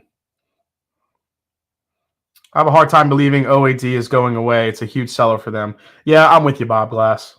All right, let's give this a try.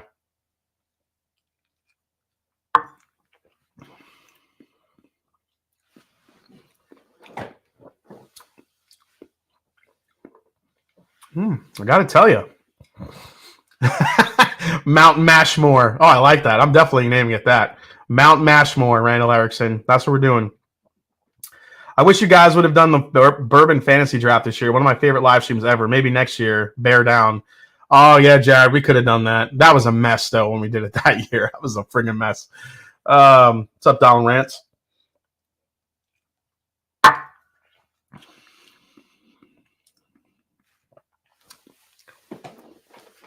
I got to tell you.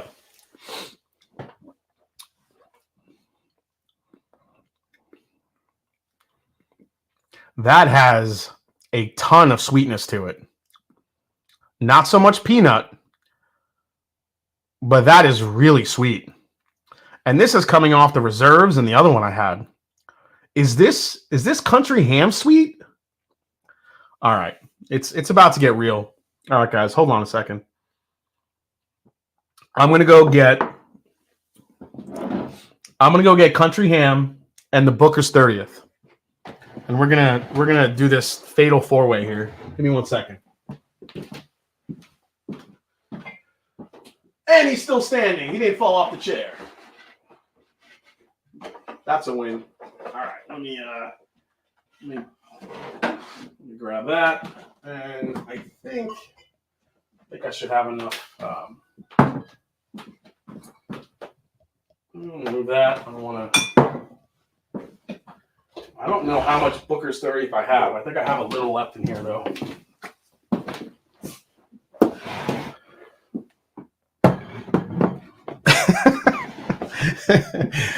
All right.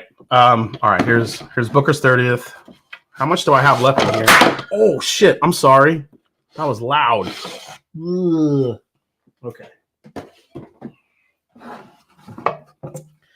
Oh, that's all I got. A little bit of juice.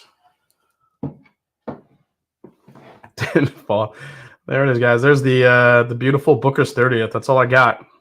All right, so we have. All right, so this is the Master Distillers. Just gonna pour a little bit more here. Let's keep that here. Country ham. I need some ham.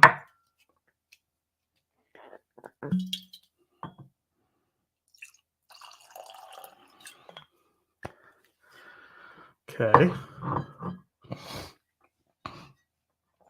I need Booker's 30th. This is crazy. Sorry, guys. That was probably pretty loud. My bad.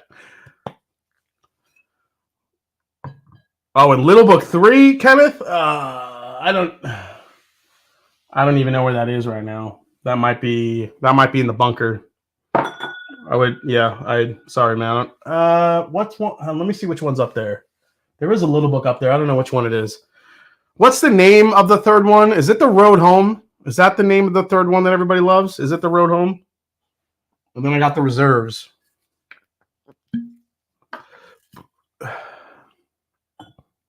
Oh, what am I pouring more for? Sorry, I have them right here. All right, it is The Road Home? Okay. Yeah, I already have Booker's reserves right here. All right, so this is pretty insane. Let me see if this... I have one Little Book here. Let me see if it's The Road Home.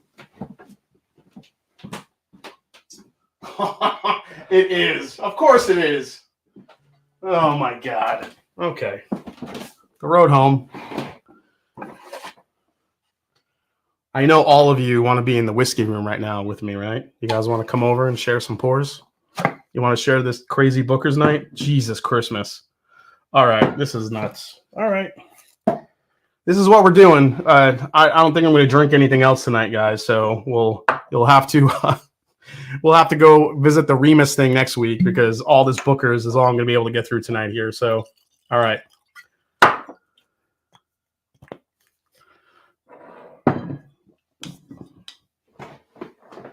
All right, we did it. We did it. Who is... Oh, okay, never mind. All right. you guys are enablers. You're just enabling me to drink all this crap. All right, so I'm going to attempt to break these down here.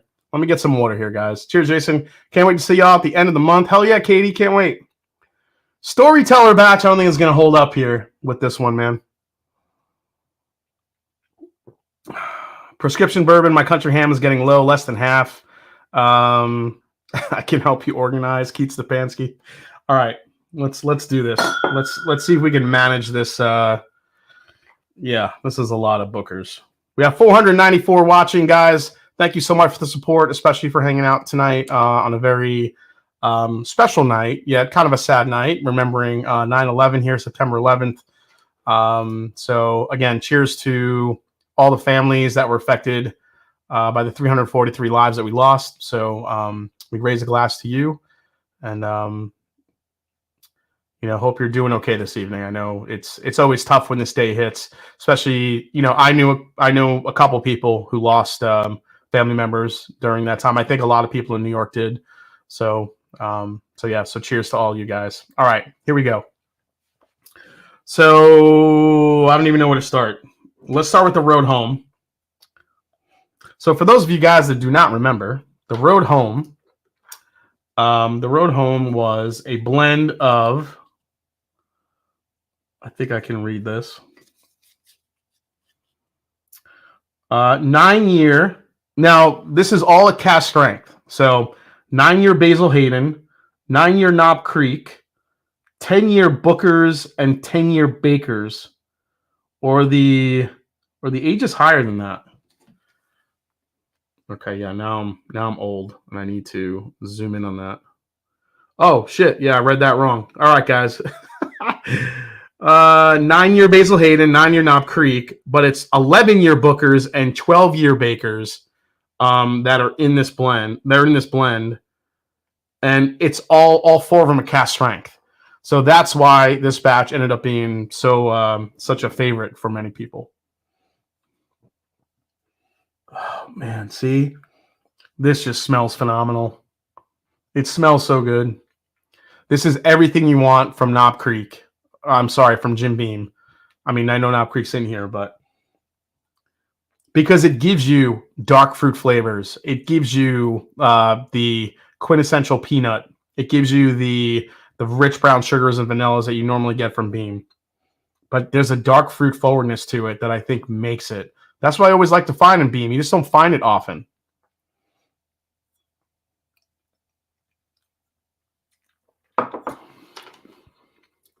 I missed the Cameron Lochner super chat. Jason, I think you missed my last super chat. Let me go back up. Oh, that wasn't it. Sorry, Cameron. I'm trying to find it. Jared O'Connor, Isaiah Hooper, Darren Clary. What was that it?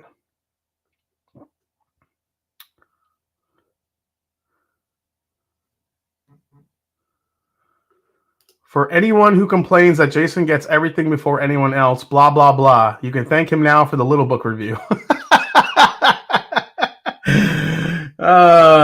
Dude, thank you, man. I dig it. Yeah. The only Beam product of cast ring I found better than that Chapter 3 were the 2 knob 12-year cast rings.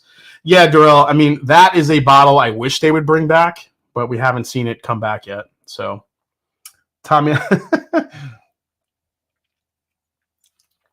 you want me to add that to the mix? Knob Creek? No, I'm not doing it. I know what you guys want. Dude, this is so good. That is so stupid good. If any of these beat this tonight, I'll actually be really surprised. I'm gonna have to do this blind at some point, just like the best bookers ever.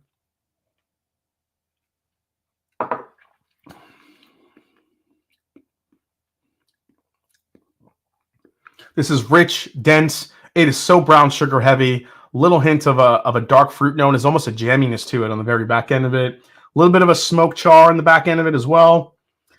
God, how am I even tasting this stuff? I feel like my palate should be blown by now, but it's not. Somehow, I'm soldiering on. All right, so that's a Little Book, The Road Home. Absolutely delicious. Let's go to the reserves now and do a comparison. I don't know why I'm explaining this as I'm doing it, like you guys need play-by-play.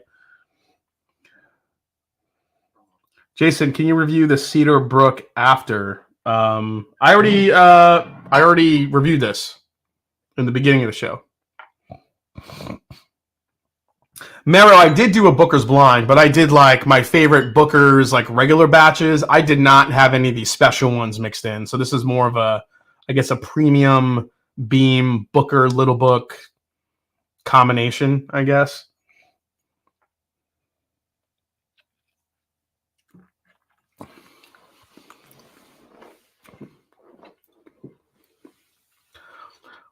The reserves is so ridiculously sweet now compared to this.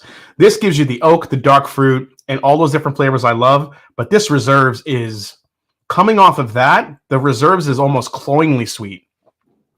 It makes you holy crap. There's a lot of powdered sugar in there, vanilla icing, vanilla extract, maybe a hint of a toffee, but like a bright toffee, not like a dark toffee. Everything is a little bit brighter. Nice oak punch on the back end of that one. I actually think it has a little bit more going on the back end of this one, though, than the Road Home does. The Reserve seems to have a little bit of a longer finish.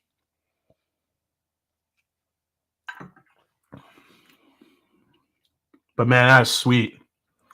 It gives you everything you loves about Bookers. Did I just say you loves about Bookers?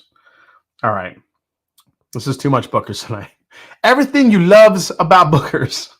And just, like I said, it just elevates it. All right, let's go to the Booker's 30th. Getting this giveaway, don't miss out on it. Shut up and take my money, says Thurston Howell. So many Beam offerings, you should be able to find something that you enjoy, says Bob Glass. Jason, can you do a drawing giveaway samples for all the bottles you won't drink that you don't like and expensive and hard to find, says NDP. That's a lot of categories in that.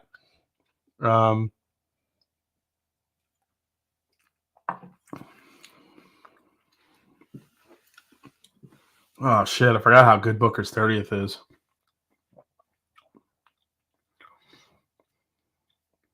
I'll tell you what, though. The Reserves is sweeter than Booker's 30th, which makes sense. Booker's 30th, I think, has even older whiskey in it than the Reserves does. So I think it makes sense. You're getting a little bit more of a drying oak profile, but you're getting those older age notes in the Booker's 30th. Yo, Jason, just joined. Where did you get that Reserves, bro? Here in Ohio? Says Eric Caudill. No, I got it from a buddy of mine in where was he? I think South Carolina. Booker's message you English. Yeah, Booker's has 15 or 16.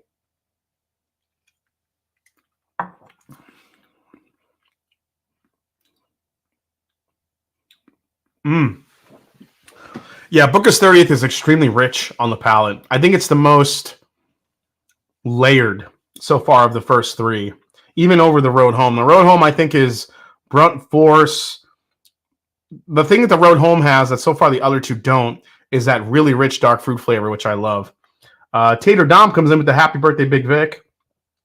Hey, Teresa Garcia. Yo, Jay, have you tried the new Skibbity blend?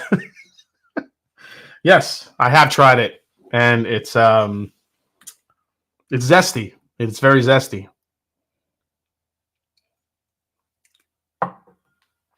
Scott Johnson, Brunt Force. Yeah, like in your face, like on your palate. There's so much flavor that hits you at once. Hey, what's up, Ron Miles? Ron Miles is in the house, guys. We're gonna see Ron Miles. Is it September 27th yet? Let's go, dude. Ron, I'm so pumped. Was that Brunt Force? Did I mean Brute Force? Brute Force, I think I meant, not Brunt Force. See, I'm talking Booker's language now. You have to say it very rare that Beam completely lays an egg. Maybe Claremont Steep is all I can think of, says Tom Harper. They've laid more eggs than that. Claremont Steep for sure. What else? As far as new releases, that Little Book Infinite is a dud. That's definitely they definitely laid an egg with that one. I mean, a lot of the Booker's batches, I think you could classify as laying an egg, but it depends on what you like. Some people I've talked to, they like every single Booker's batch, doesn't matter what it is. Which Booker's was the worst? For me, it was the Apprentice batch. That shit sucked. The Apprentice batch was probably the worst Booker's I've ever tried. Mine was like sour. It was terrible. So that's how much it made an impression. Out of all the Booker's batches I've ever tried, that's the one that jumped to my mind as being awful. The Apprentice batch. It felt like an apprentice made it. It was terrible. All right, 1046 already. Holy shit. All right. Could you please do Poor Man's Disco 12, 2-part Disco 11, 1-part ECV versus the real 12? A lot of us won't get that real Disco 12, so I could do that. They fired that apprentice. I hope so. All right, yeah, Booker's has the age over the other two.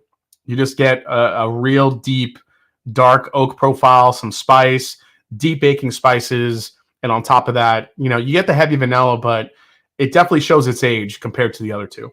All right. Now we're going to, what is this one? Oh, Country Ham. How could I forget? The legend of Country Ham.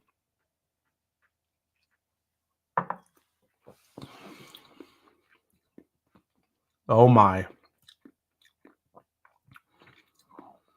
I don't know if it's the name of it, but Country Ham has this brown sugar, honey sweetness that is hard to beat.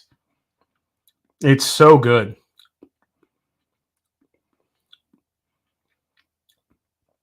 So, man, what's close to Country Ham? I think out of the four that we've tried, Booker's Reserves is probably the closest to Country Ham because of the sweetness that it has. But Booker's Reserves, I think, has a better palate than Country Ham does. I think there's more, a better texture than Country Ham. Apprentice is the only one I have. It's all right. Yeah, I mean, I think that's what it is. There's like this honey, brown sugar sweetness to it that is just so good. And it's probably one of my favorite stories out of all the Bookers. The fact that Booker used to drive around with Country Hams in the trunk of his car and like bring him to gatherings. That's amazing. Like somebody needs to do that now, right? Like someone just needs to go get some Country Hams, just ride around with them in your car somehow. However Booker did it. Find out how Booker did it. Just drive around. When you get to a place, you're going to share some whiskey. Break out the country ham. Break it out. Share it. Slice it up. Get some bourbon out there. You will be the most famous bourbon person on the planet. My God. That'll be amazing. Could you imagine?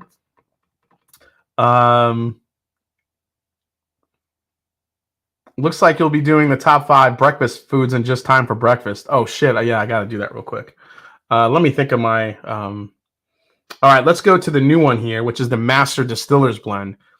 And this one is showing a lot of promise right now. The nose on it is actually really, really good. It's super sweet. A little bit of maple syrup on this one, which is something you don't generally get from Booker's. For me, Sip a While actually did beat Country Ham, I think, when I did the blind, which was surprising.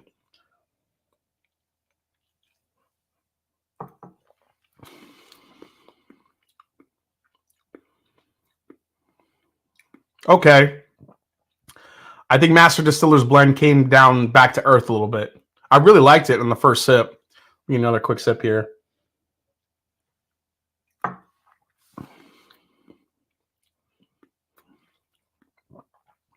It's good. I'll tell you what, if you like a less peanut-heavy Booker's and more sweet, the Master Distiller's Blend, I think, is going to be the bee's knees for you. I think you'll like that blend a lot. I'll go back to Country Ham because that's an interesting comparison.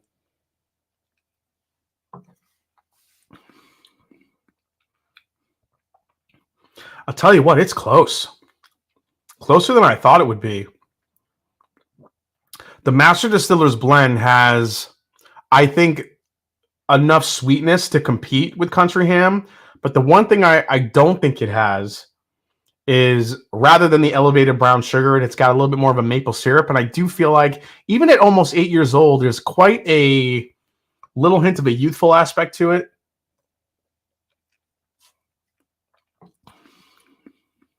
Yeah. I think it gets a little bit, I think the peanut is starting to come through here a little bit too on the Master Distiller's batch. It's a solid batch. It's a sweeter batch over peanut, but the peanut does start to come out here, especially on the back end of it. So Master Distiller's batch, very solid. Booker's, I think it's on the sweeter side, even though that peanut kind of comes through. More of a honey roasted, maybe maple roasted like peanut combination on the Master Distillers. If you're a Booker's fan, I feel like a lot of people would really like that batch. So yeah, that's kind of my take on the Master Distillers. Country Ham, I still like over Master Distillers. Now, when it really, the running is for these three, I think all three of these are better than Country Ham. To be honest, I think the Booker's Reserves is Country Ham, but again, just more elevated. The sweetness that it has is crazy. It's so good. Booker's 30th.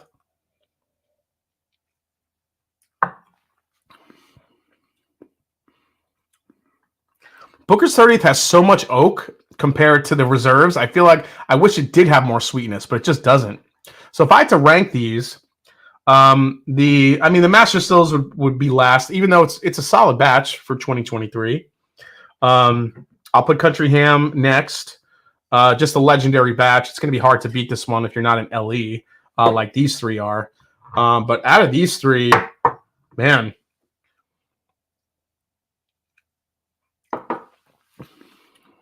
I still say the Road Home is best.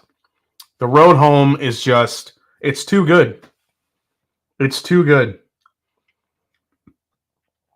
And between these two, the Reserves and the Booker's 30th, I think it depends on your palate. If you like oak, I think the Booker's 30th will be right up your alley. But if you like sweet, the Booker's Reserves is going to be where it's at for you. For me, I don't know. I think I'm leaning towards the Booker's 30th. I just like the balance it has versus the Reserves, which is a little bit more sweet. However, the Reserves is close. So again, this is why I like the Reserves and where it's priced at $130. I don't think it's well beyond a typical Booker's. It's got just enough age to make it interesting. And again, the texture, I keep harping on it, but it's really good. So the Road Home might be the best bean product ever besides the Knob Creek 12 cast strengths right now. but we'll test that in the video. I'm going to do this blind with the 12 cast strength. So it'll be these 3 bottles versus the 12 cast strength in an upcoming quadruple base, and we'll see who wins. All right, guys, that's about as much Booker's as I could drink in one night. Holy shit! All right, let's do a little blend.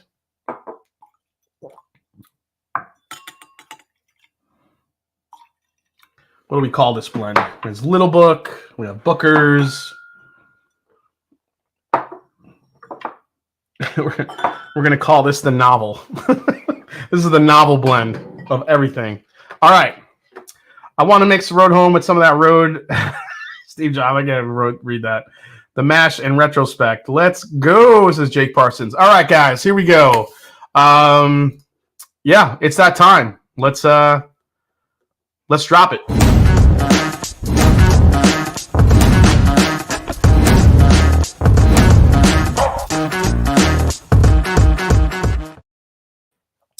All right, guys, it is top 5 time, and Sanch came up with a great little challenge here.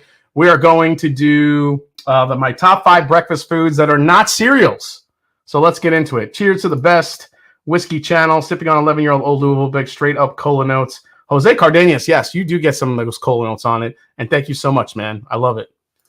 Palate blown? I don't think my palate's blown right now. I think I could taste some more shit. Did we talk about Blenaganon? Oh, yes. We did not talk about Blenaganon. Yes, let's talk about Blenaganon. Below in the description of the video, there's a link to fill out a form if you want to submit a Blenaganon blend. There's still 2 categories this year. The Franken blends, where you can blend whatever you want. And then there's the American whiskey blends that we're looking for current bottles that are on the market to make a blend to see if that one wins. Now, I don't think people have to go back and get Dusties or anything like that. That's not what we're looking for. We're looking for blends that can be replicated. That could be replicated easily if that person wins. So I think there are plenty of bourbons on the shelf these days, rye whiskeys, American whiskeys, where you don't have to go back into your archives and pull out something, from like 4 or 5 years ago. Use stuff that's current in your blends.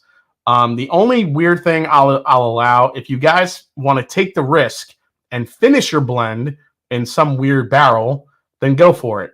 But I'm going to tell you right now, it's a big risk, because that will either just screw up your entire blend, or it could work out. Slippin' Jimmy, Mr. ADHD Whiskey himself, he finished a blend in French oak, or he added French oak cubes to it or something, and it was phenomenal. He won the Franken blend competition a couple years ago. So yeah. Oh, it's the big book. So, guys, read the rules below. All the links are there. You have until the end of the month to get your blends in, and you'll see all the rules are there. So please do. Blenaganon is going to be, it's bigger and better than ever this year. Guest judges, probably more than one a couple times with the amount of blends that are already coming in. I just want people to get excited for it. We will end the night with the trailer for Blenaganon tonight, so we will get into that. But before we do that, before we do the giveaway, let's get into my 5 top breakfast foods. And let me, I think I got, I'm just getting like messages here. Hold on. Okay. So let me get into this here. All right. As far as breakfast foods, okay, other than cereal, number 5. So I'm not a big pancake guy. I know that's like sacrilege, maybe, but I'll say pancakes. Number 5. I think pancakes are delicious. I'm just not always in the mood for pancakes. I generally like pancakes with like the apples on top. You guys remember IHOP, the Rudy Tooty Fresh and Fruity Breakfast, and then they like change it to the Rudy 2. That was my shit. Like, I love getting the apple on top of the pancakes, a little bit of whipped cream. That was really good shit. So I will say pancakes number 5. Number 4, similar to pancakes, I'm gonna go waffles. Really, really, actually, number 4 waffles might be too low for number, because I really like waffles. I'm gonna move up waffles to number 3. Number 4, I'm gonna go with. What do I like more than? What do I like more than?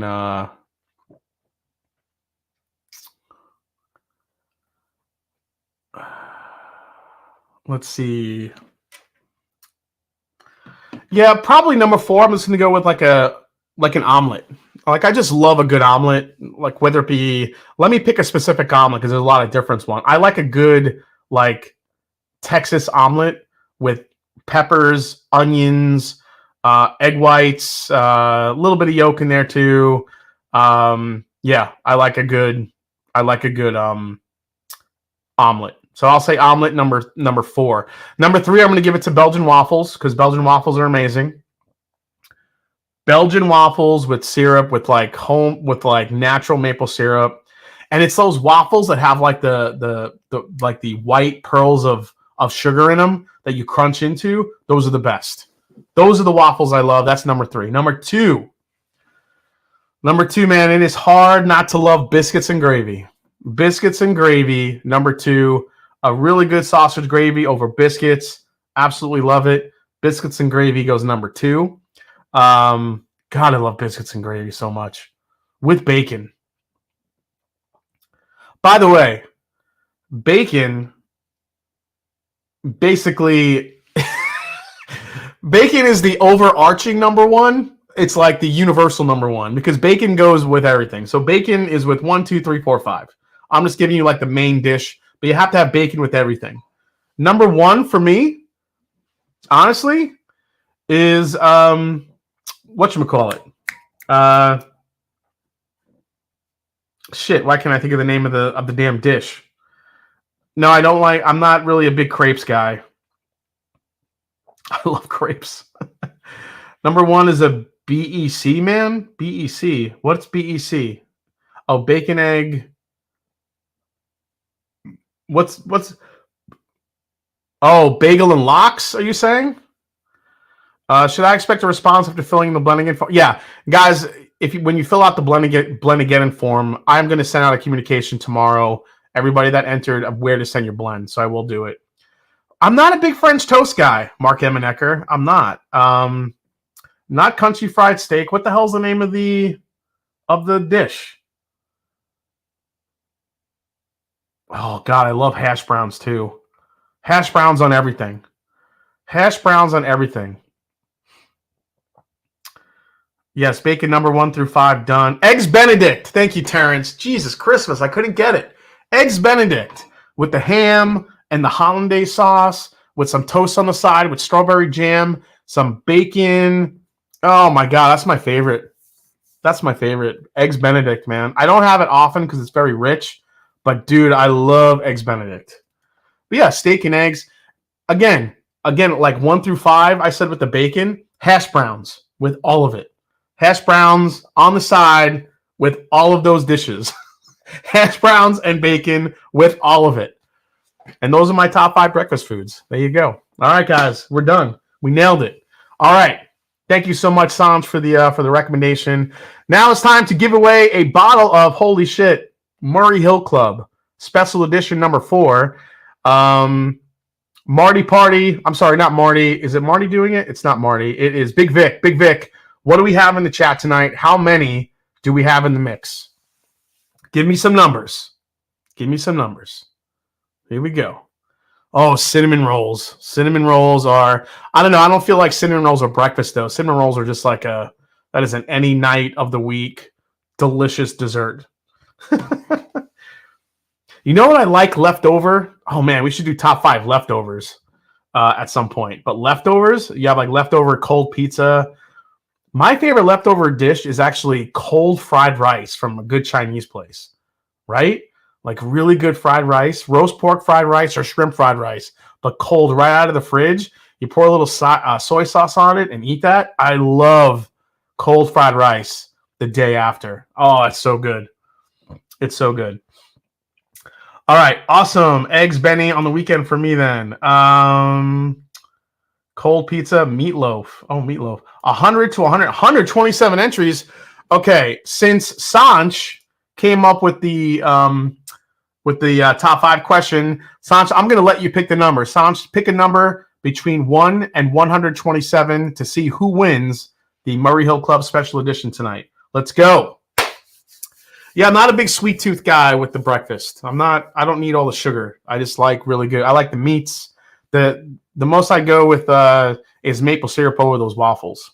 So, cold leftover General Tso's. Oh. Yeah, no. MDP. Sanch says number 10. out of all the numbers, he goes 10. We're gonna go 10. All right, Big Vic. Give us number 10. Who is number 10, dude? Let's see who get. And Big Vic, if you put yourself down, no, that's not happening. Who goes number 10? Let's go number 10. Goes to. It's not rigged. It's not rigged. Rigged. Everyone's saying rigged. Oh my God, he's letting us. He's just he's just making us sweat right now. Where is it? Who is number 10? Oh, white rice and black beans leftovers. Fire, Nate. I'm with you, man. I love Spanish food. Oh my God. 10 is as good as any number. Cold pizza, best hangover cure. He is Tommy D. He is slow. Dude, 10 is Night Method. Congrats. Night Method? I don't even know who that is. Night Method. Congratulations, Night Method. You are the winner. Let's get it.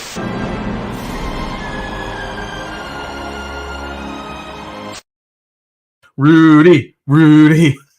Nice job, Night Method. You are the winner. Is Night Method still here? Is he still? Oh, he is. That's me. Woohoo! All right, Night Method. Shoot me an email at themashanddrum@gmail.com to claim your prize. Again, themashanddrum. Don't forget themashanddrum@gmail.com to claim your prize. Guys, thanks for a wonderful night. Thanks for hanging out and making me drink about 40 gallons of Booker's. Really appreciate that.